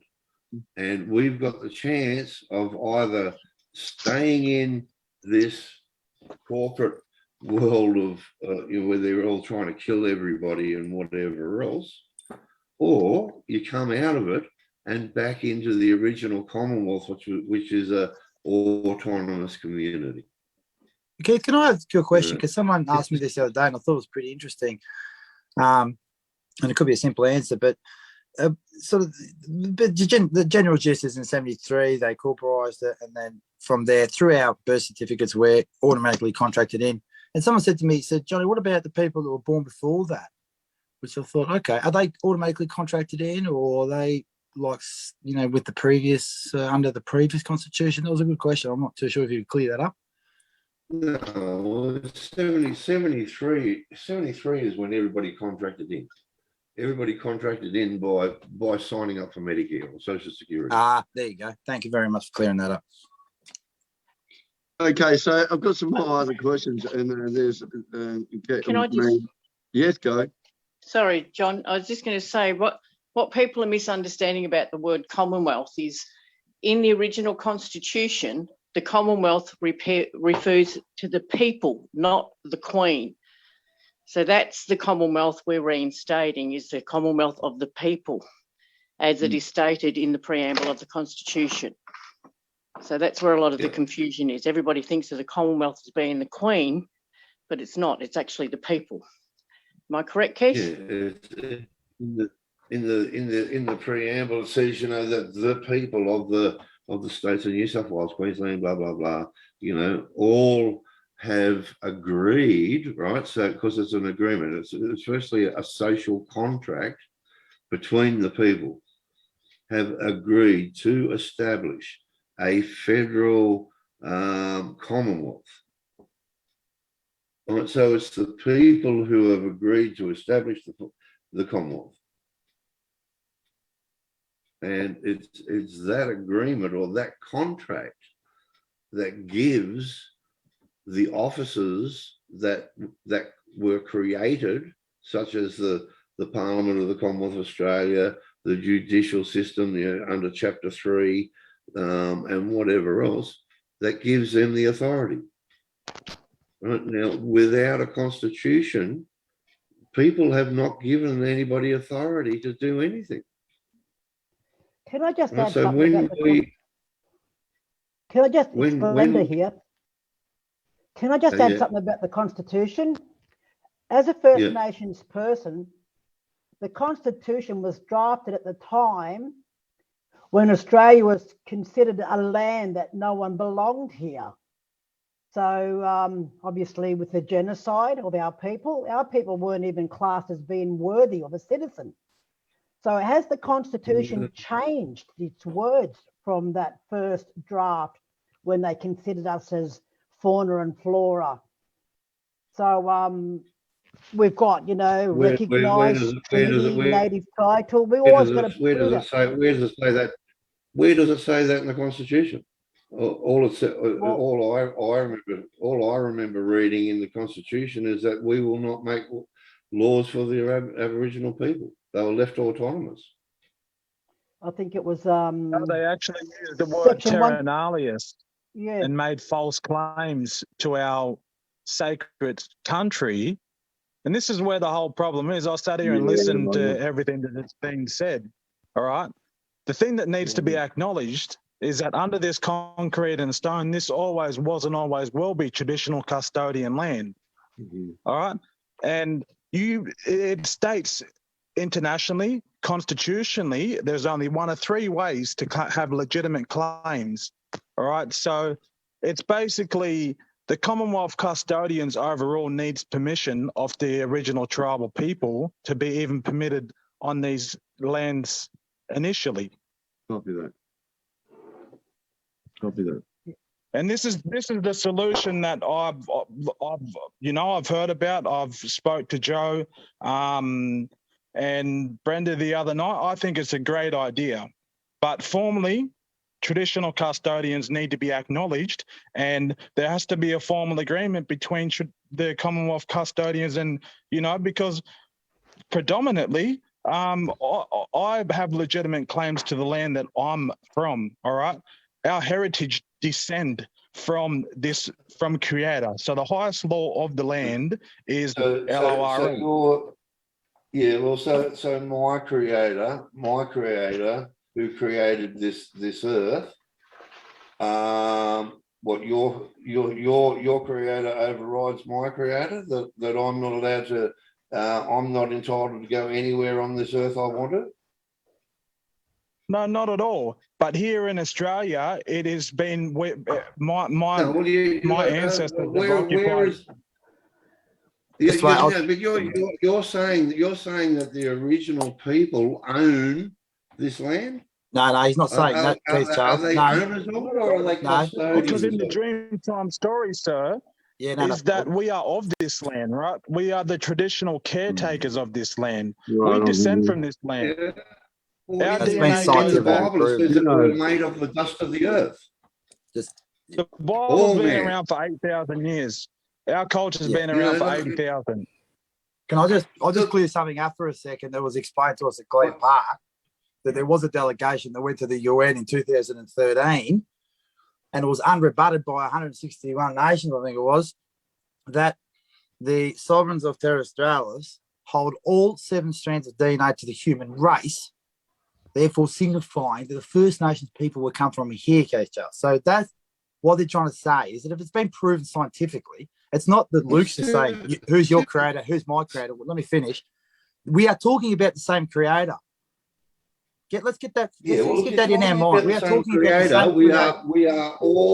We are all equal on this earth. We are all exactly. So let's not. What we're talking about is we're talking about the same creator. Luke is just trying to articulate that the people were here first and believing in that creator. That's all.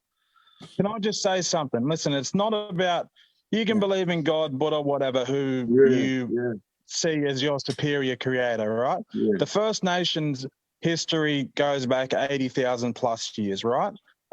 We are the original custodians of this country. That is made up of three. That is believing in something that that's passed down knowledge. Biblically, it says it only goes back 6,000. That's biblically, but that's what fellas don't understand. What fellas don't understand is that Indigenous culture doesn't write things down, brother. They pass it down through language, songs, and talking, and initiations, and secret. Like that's how they pass it down. It's not written down. So if you just say, your way is because it's written down, you're disregarding another way. Can I just jump in here for a second? Sorry, guys, I just want to jump in. This is really, really important because when I was up in Arnhem Land, the songman carries the history in the Yulnor people. And they said to me that they're going to give me all the knowledge and pass down, and I was to share it with everyone and to come back to them. Okay, so now I'm going to share what they gave me in song in a special rare ceremony of the 13 clans that were together. And they said that the people came to the land 5,000 years ago, and there was 5 million people. The number before colonisation was 5 million. So that was the information they shared with me in song, with the only song man that is for the whole of the Arnhem Land area, David Unipingu. So whatever has been told down here, whatever, it's like Chinese whispers, unless it's actually written down. And these are the people that have carried the traditional law. They've actually always been traditional, and they're true carriers of the information, because they've never lost it. They've never were colonized until the mines have come in, and the mines and the corporations up there are doing atrocity things. And they asked me to be a mediator and to get us all under one umbrella.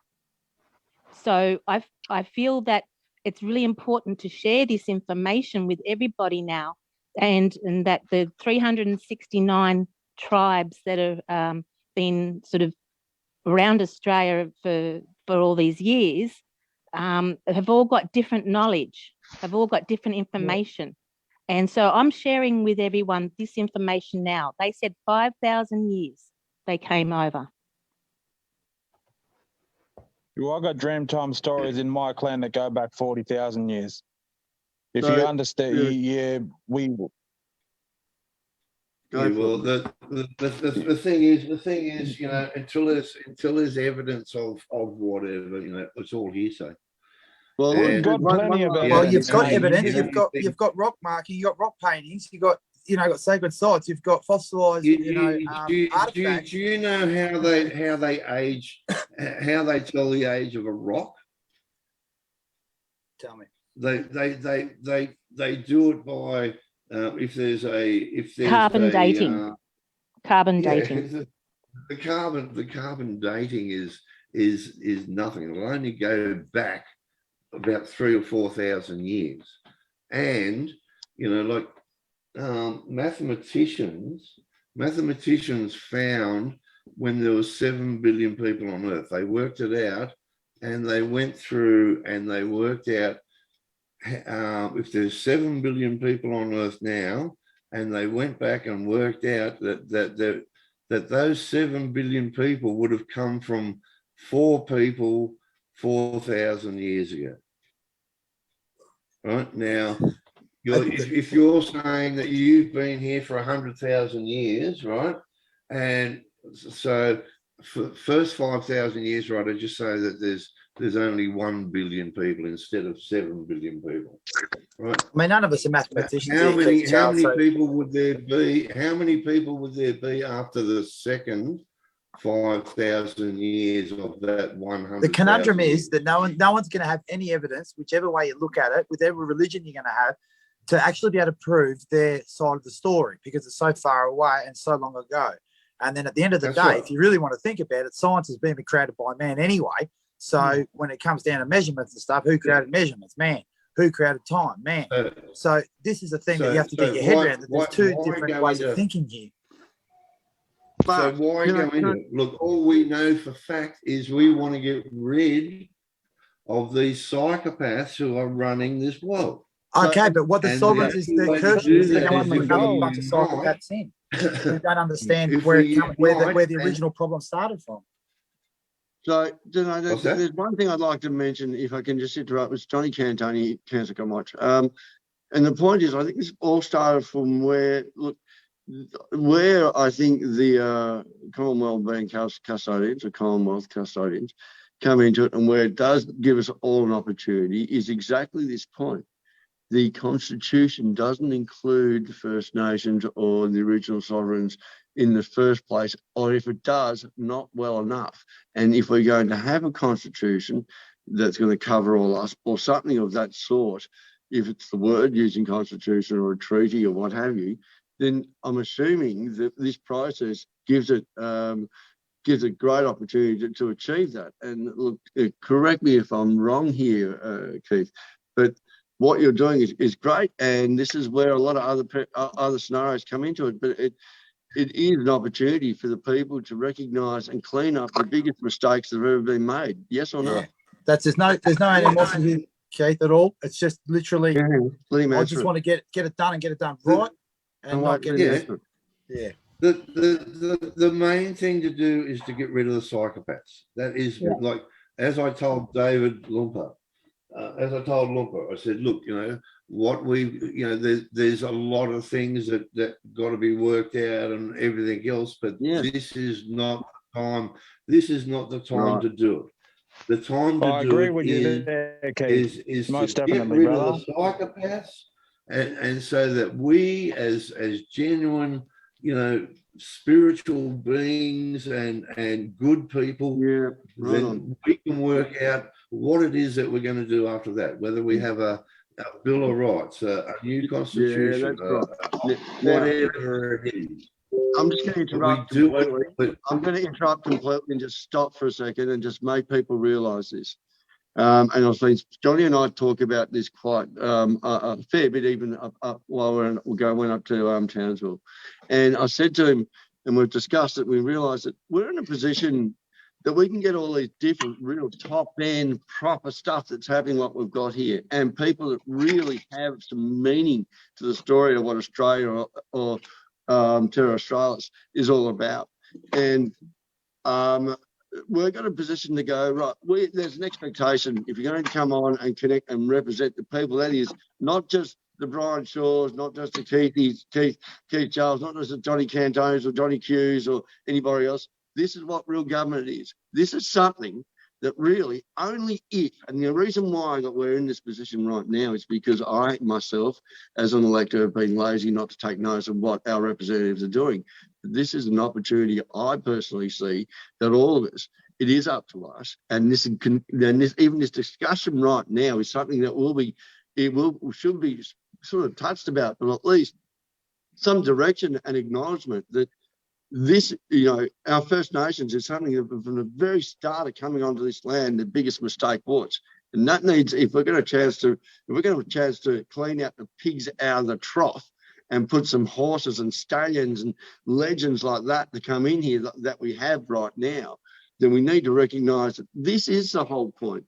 We don't need to, all we need to, at the moment, we're all fighting on that big fight, like Johnny said, those big blocks. We're all different big blocks and we're all moving the same direction, and people like Luke and Luke Simpson and Buddy and Dawn and what have you and everybody else, you've got to understand this is us building it. And yes, do you know what I reckon? Do we put up? I mean, is this too much to state, or do we look at is a referendum needed to create or fix and clean up the existing constitution?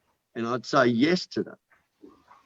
We first of all need to be self-governing before we can have a referendum. There's no way people aren't equipped to have we can't call on a referendum when we're being bullied like we are at the moment. We have to establish and heal first, but before we can do that. What it boils down to is there shouldn't be any us and them. In 67, recognised the original people. There was a referendum in 1967 that recognised the people, the Aboriginal people are part of the Commonwealth. I'd hate to admit, but back in 1967, there was more rednecks than there was anything. So even that would have been, sort of it's like getting a amazing. But where'd you go, I think John? the biggest picture here guys. What this boils down to. What we want to do is get rid of these psychopaths. We don't want to argue about what is this and what is that. We're supposed to be a people here on this continent. And what a great when you start dividing it between us and them, which is the original people and the whiteys or whatever you want to call us, then that brings division. Exactly. It's not This is Wirragin, guys. This is Wirragin. This is all of us coming together to achieve the same goal. It doesn't matter where you were from. It has to happen. This has to. Can I just speak for a second? Gobby.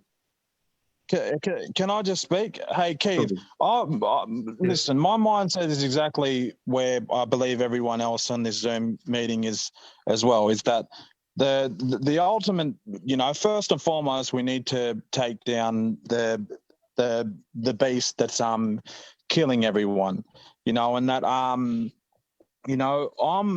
here and I'm a part of this movement for the fact that I want unity. I want to be able to live with my people. I want to be able to live with people of every other different nationalities in this country. All right. And that's it's as plain and as simple as it's going to be from my end. In terms of a referendum, there is no. We're not even at the point where we have Commonwealth government to even call on any referendum. So the common goal is to obviously just. You can't have a referendum while the corporate are still in there. I mean. Most definitely. Back to the whole idea is to get rid of the psychopaths, and then as genuine men and women who were all born, have a natural born allegiance to this country, work out what it is that we want to do. Yeah, I guess let's do it as free people first. Let's break free. Yeah. Let's have this discussion when we're free. Yeah, but why can't we just be, the people of this continent instead of being, the originals and the whiteys and the whoever else or whatever? Why can't we just be the people of the Commonwealth? And I see it very similar, but the tribal people have always had their own law to begin with, so that is where the difference will come in. And the tribal people were never recognised in the Constitution for the fact that they never got the treaty or the legitimacy to actually have claims on this land. So, that was the whole process of... In the Constitution, it says that we will not make laws for the Aboriginals. They were left autonomous.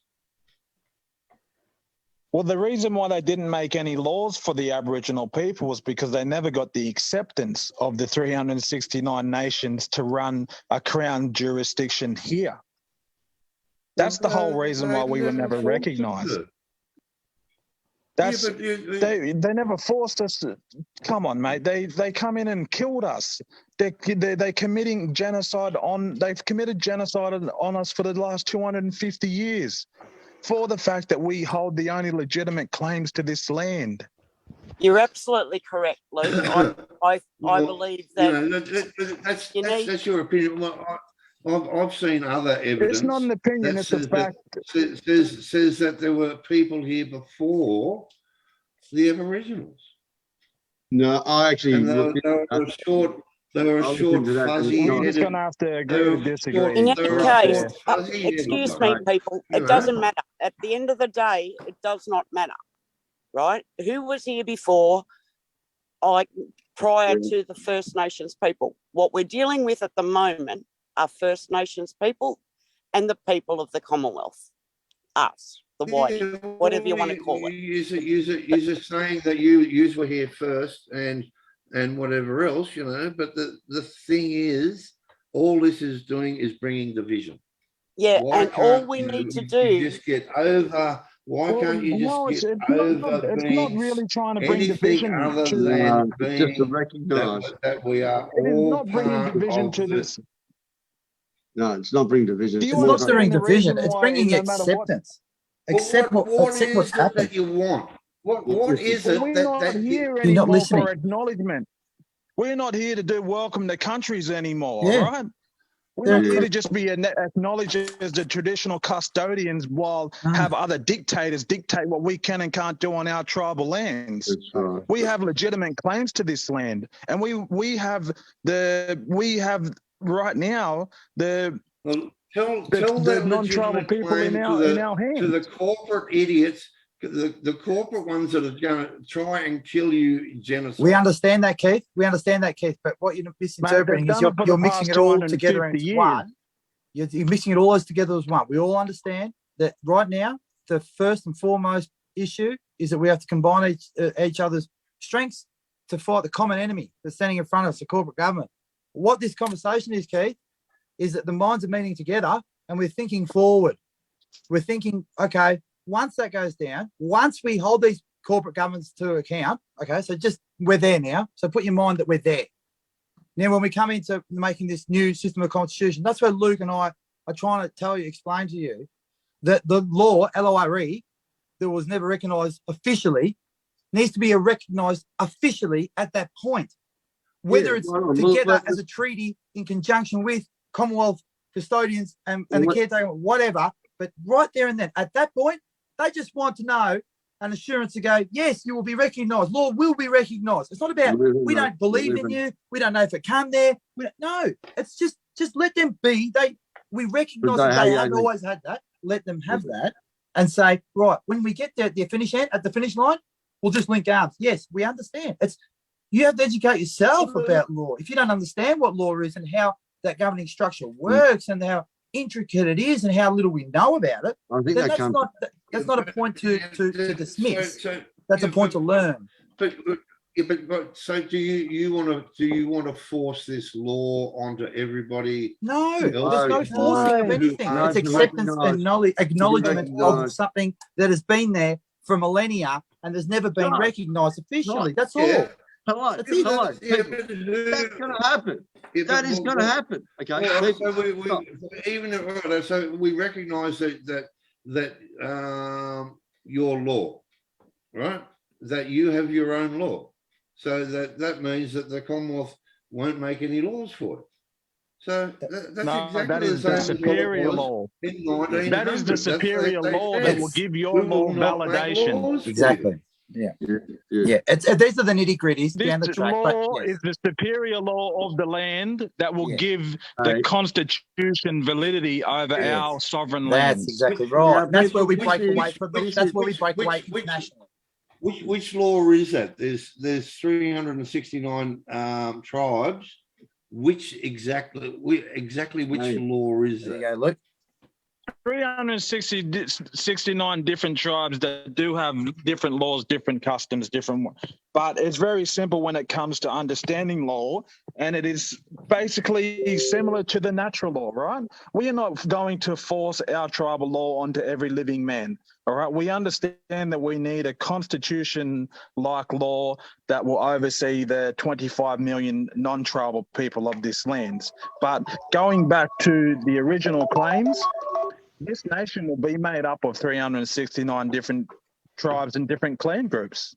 It would be the only way that it works. This is the only way that the Commonwealth Custodians will have legitimate claims. This is the only legitimate protection that you guys have. But we have international borough law courts, right? We have international laws and protocols that are recognised with the other international corporations for the fact that sovereignty laws are the corporate laws you're talking about. And if you're going to use the corporate law, it's going to be in their world. The international laws that have been made up of the First Nations people, different embassies from across the country, from every planet. All right. This is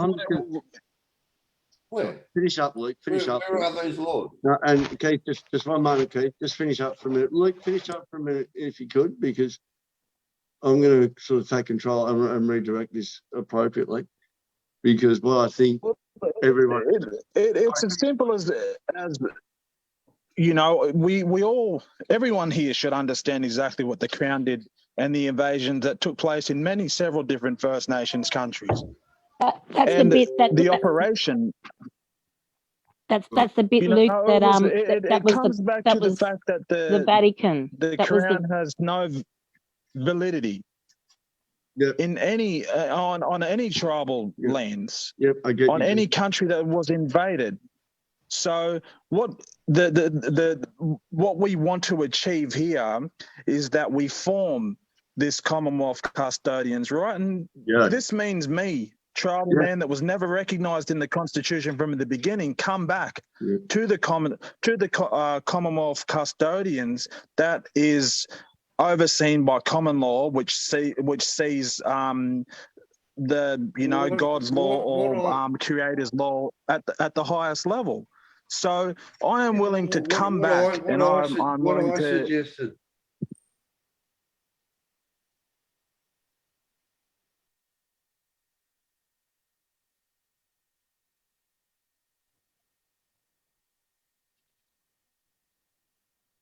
It's gone. Can anyone hear anything? I can't hear Yeah. anything.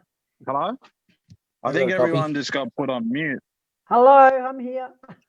Okay, so that was a bit of a quick one. I want to stop it here because listen up, listeners and all our groups. Guess what? You've just had a taste of what our Parliament would be and would be talking about. So the point is, let's get into Parliament, create these caretakers, get this election done, because this conversation, and correct me if I'm wrong, anybody, just go, no, you're wrong, out loud, I don't care. This conversation was a great example of what discussions should be, I expect, to be held in our new Parliament of the clean election. That's what I'd like to say. I totally agree, Johnny. I Let's think do this this, right? conversation So firstly, one last thing. we Luke, have to have. Luke, what is your as far as the electorates are concerned? I do apologise, but I'm assuming we'd expect to have our representatives of First Nations in here and strongly represented from the start. What would be the electorate that you'd be in, and are you becoming a caretaker and or candidate for this scenario? Is that appropriate? Are you talking? Was that question directed to me? That was, yeah, that's correct, Luke. Yes, Johnny campaigning. Listen, yeah, I would. I'm at the stage. I sort of need more directions on how to overall become unincorporated. But once unincorporated, I will put myself down as a nominee to fill one of these seats. To bring it back to the original Commonwealth. But to say that I will fulfil that seat for as long as I'm alive is no promise, for the fact that I'm a part of my own clan council that is now reclaiming the lands that we live on, the lands that are owned by people from my clan group. So each nation needs to do that, then align itself with the Commonwealth Custodians, and by far that is where we'll sail off into prosperity. This is the only way that we are going to do it.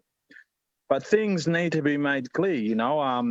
I just want to acknowledge the fact that there was a little bit of a debate there. I've got a cool head, and I haven't lost sight in what needs to be done. I'm still opposed to.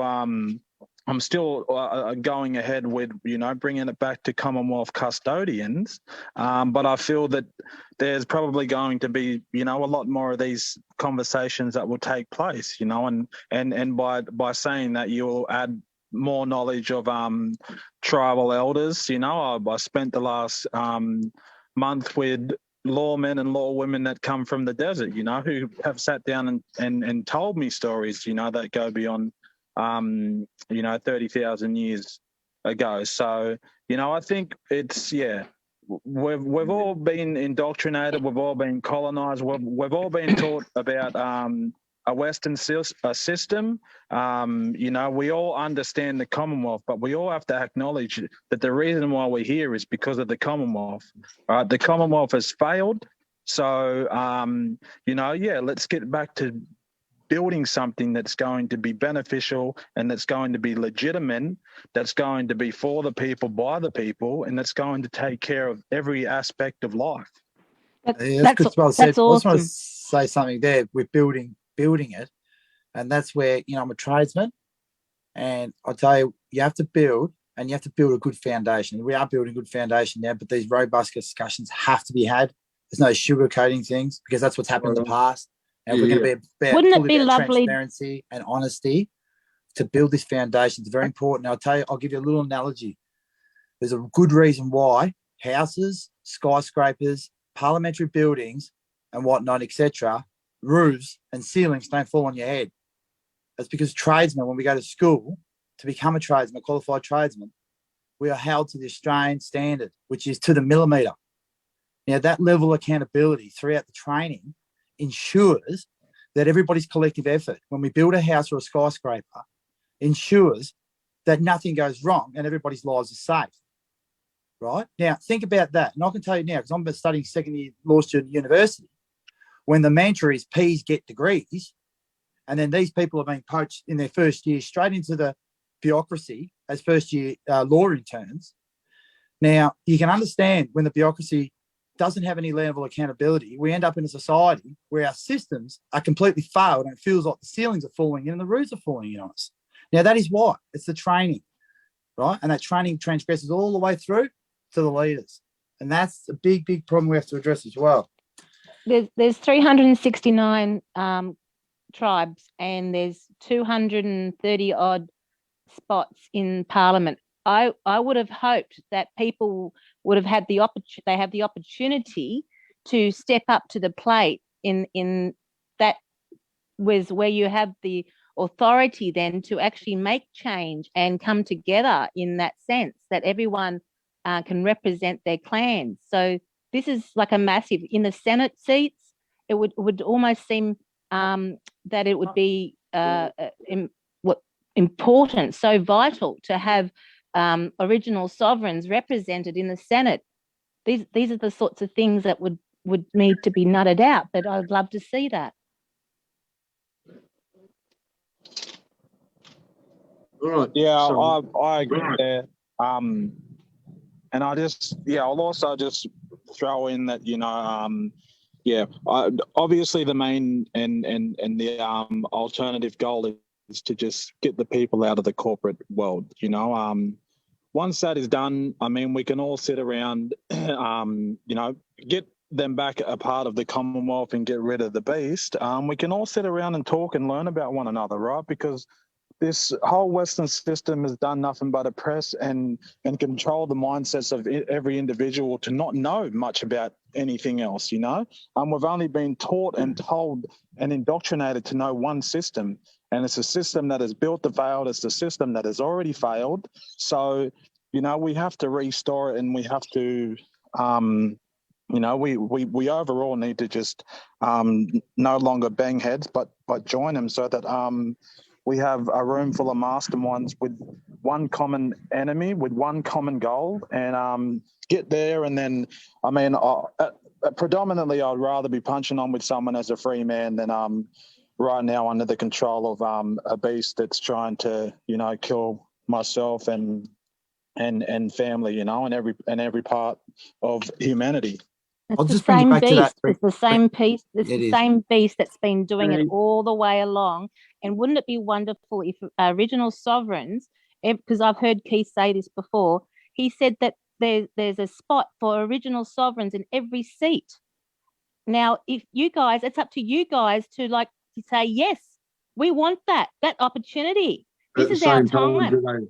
Guys, I'll just suggest there's a great tool moving forward that they're teaching at university, and it's really being used a lot throughout bureaucracies as well. But it's pretty new age stuff, but it's really good, and it's called Innovation Design Thinking Framework, and it's a collaborative effort. Now, I'll go further into it, but if people want to do a bit of research into that, I might send some links or something. But going forward, that is where everybody, like you just said, Luke, about getting the minds together, and that's when they sit down and you ideate, right? So we want to get a product at the end, which is, our new society. But, together you sit down, and what happens is, because everyone's part of the collaborative effort from the beginning, everyone is very happy with the product at the end. So, and that's what it is. It's everybody's included throughout the whole stages. So that's down the track, when we get rid of this, corporate government, because we've got a lot of work to do. But everybody, if they can, remember that, the Innovation Design Thinking Framework, it's a collaborative tool for perfect for things like this. So yeah, good on you, Luke. Thanks, Can Johnny I Q. just- Now, listen, yeah. guys, there is a fair few people have jumped on board, and we've got about 15 minutes before the crash and smash come home. So, and if you don't know that my crash and smash aren't two puppies or two dogs, there's something that actually talk and stuff, and they answer back and stuff. So I want to appreciate and thank everybody who's been on board, but there are a lot of people who jumped on board the Zoom. So I'm going to go over them really quickly. And we have we have some people that may want to speak. So if you want to put your hands up before we finish up, please put your hands up if there's any questions you'd like to ask in regards to signing up and expression of interest of non-corporate election forms. That's the main point of this broadcast today. We've had some great people, and thank you, Keith, for being on board, and Luke and everybody else that have spent their time. Johnny, thank you so much. But I'm just scrolling through. If there's anyone that's got any questions, please either unmute, put your hand up and let me know. If not, we're going to finish off the broadcast and see if Keith Charles or Brenda or anybody else would like to wrap anything up. Johnny Q, you're always good with this. It's been fantastic to have you on board and sharpen up what we're doing. You've been a great attribute to the web radio format. Jojo, thank you so much. We will catch up. I'm going to speak to Johnny Q about doing something tonight, because we do have something about the failed river crossing that it looks like it was me driving. It looks like me with the hat on, but it's not me. Yeah, I'm still working on that. I just had a few issues last night, Dan. I think it's Johnny, but because it goes for an hour, so it's with the video and everything. But yeah, it looks really good. So I'll keep working on that this afternoon, get that happening too, and I'll send it over to you. Awesome. And Luke Simpson, thank you very much. You actually brought some really amazing things up about the stories and also about the race courses, and Johnny also mentioned about where the Australian incorporated government building, house is, so to speak. And I'd love, if appropriate, to actually start doing segments of getting educated and hearing some stories of First Nations like that. I mean, and some things that you may take for granted, but what you told me today, including Flemington Racecourse, has more than blown my mind. I don't have a first aid kit big enough to fix what I just heard from you. That's just it's mind blowing. And I'm sorry that I didn't know. I apologise if it's an insult that I say it's mind blowing, Luke. But I'd really love to see if we could really hold some segments as far as getting educated through your nationality, of heritage, etc. Does that sound okay? I think that's what I was saying that just before, is that we once what needs to be done is done, and we no longer have to wake up fearing if we're going to see tomorrow. We can all sit around and learn about things that were, taken away from us, things that were never taught properly, and that's I don't have an issue with anyone that doesn't know these stories, that don't know what sovereignty is, for the fact that I never knew about it for a very long time either.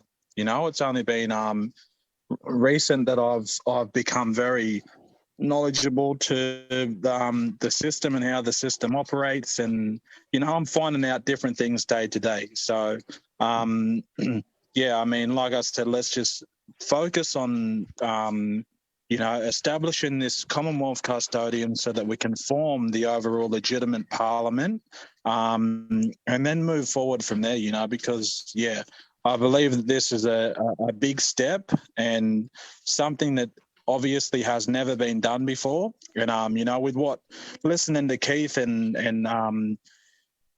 understanding and just what he spoke about, it brought so much more light to my eyes. So I'm all for this, guys, and just give me I want to know how to do this 100% properly and to be as straightforward as possible, because my next move is to make videos and to sort of put out on my platforms, to put out on other high-profile platforms, so that the people are aware, so that we can, get the people back a part of the original Commonwealth. Right on. Whatever we can do to help. Can I say something? It's Glenda here, got my hand up. Yes, just saw that. Good on you. Yeah, so with the Constitution, it'd be great if we form some kind of People's Council, interim People Council or Assembly with the First Nations, and we talk about all the negative clauses within the Constitution so we can actually look at them or modify them and change the way the wording is so it's in plain English. Yeah, no, well done. I think, Arnie, that's what we can do when we form this parliament. What I suggest, 100%, Arnie Glenda. Yeah, that's what will happen once Keith said we get the psychopaths out. This is very needed stuff. Yep. Totally agree. I think everything right now just has to. What I suggested is that we now have the Commonwealth Custodians, and we also maybe have the tribal custodians. Right now, they're both the same thing, except one's going to look after the tribal nation, right? And one is the Commonwealth. Now, people have a choice of my language, brother. Which one it is that they live under. Now, and each one, like once we get rid of the psychopaths, you could have two virtually sort of governments, or whatever you want to call it, or parliaments. There's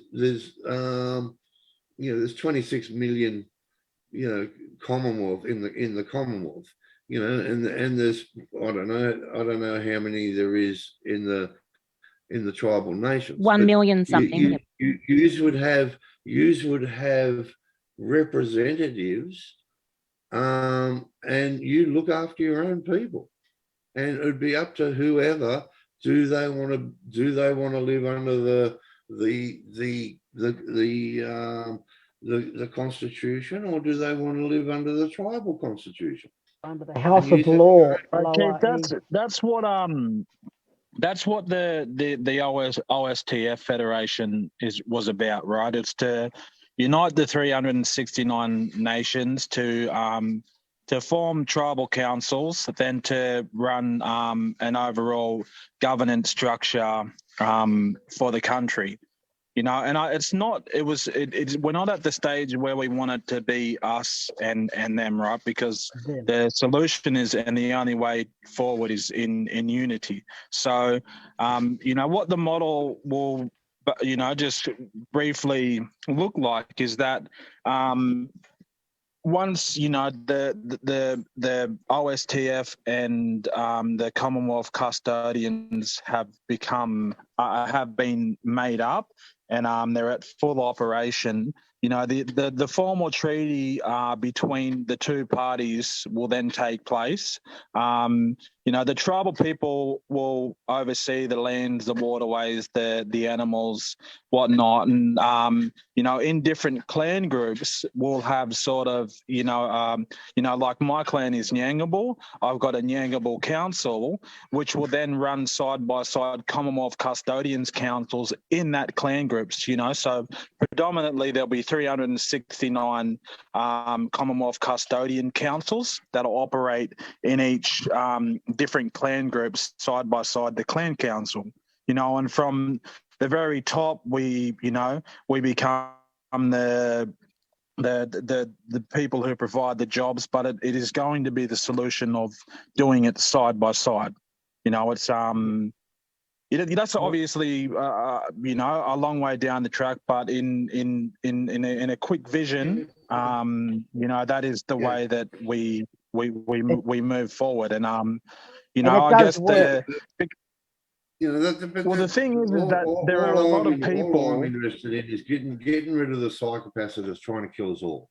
Yeah. And I think we've got to be united in that, and then there's going to be, when we've done that, It's going to be a totally new world.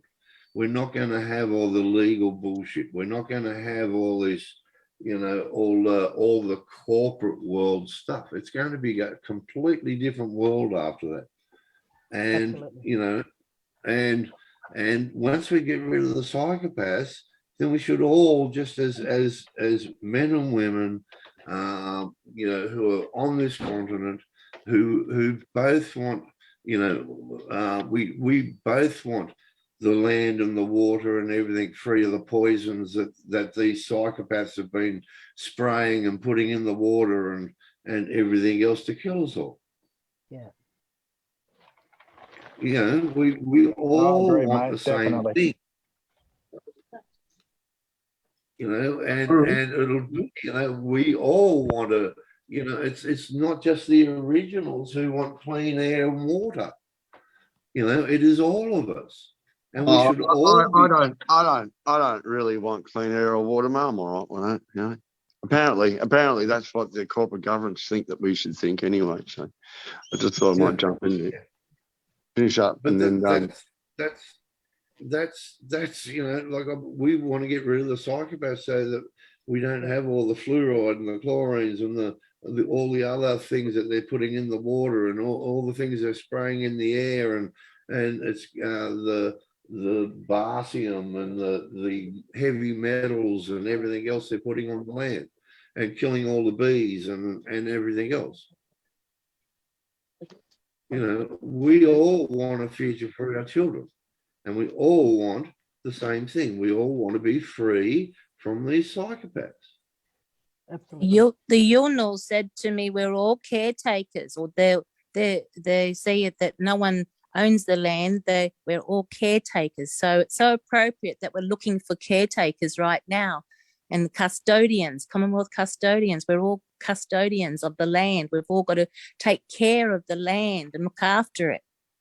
now that is a great way and a great segue to finish this up. And also tomorrow, it'll probably be tomorrow evening, we'll be doing some more, unless I'll probably, but then again, you may see us tomorrow during the day, but I am busy. But I appreciate everybody being on board and getting involved. This is going to happen 5 days a week. So the web radio station is meant to run a morning or a 3-hour show every day to give updates from where the Stay Shop Eat CMD. But at this present time, what's real federal emergency is what we're talking about here. So I'll reach out to Uncle Richard as well.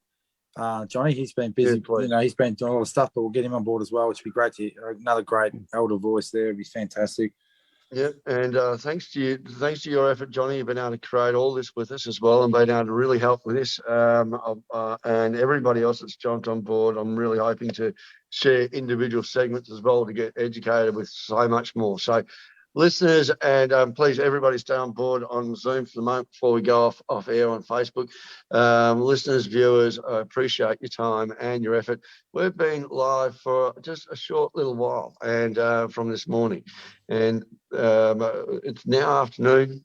I hope this message has been live for 4 hours. Stand by, we'll be back in the next couple of days, and if not, tomorrow night and Sunday night after 8 or 9:30 for some late updates, and then back to going live again Monday through to Friday from as early as 10 a.m. all day, more updates and getting a clearer vision and getting some more people giving us a clearer understanding what's going on out there. Johnny Q, thank you very much. Everybody Thanks, else. Johnny. Thanks, Thank guys. you, John. Thanks, everyone. Thanks, Johnny. Say bye Thanks, to everyone, for their everybody. time. Much appreciated. God bless you all. God bless. Don't Thanks go, so guys, much, on Zoom. everybody, for joining. I really enjoyed it. It was needed. Thank you. Okay, stand by. Thank you very much, guys. Bye.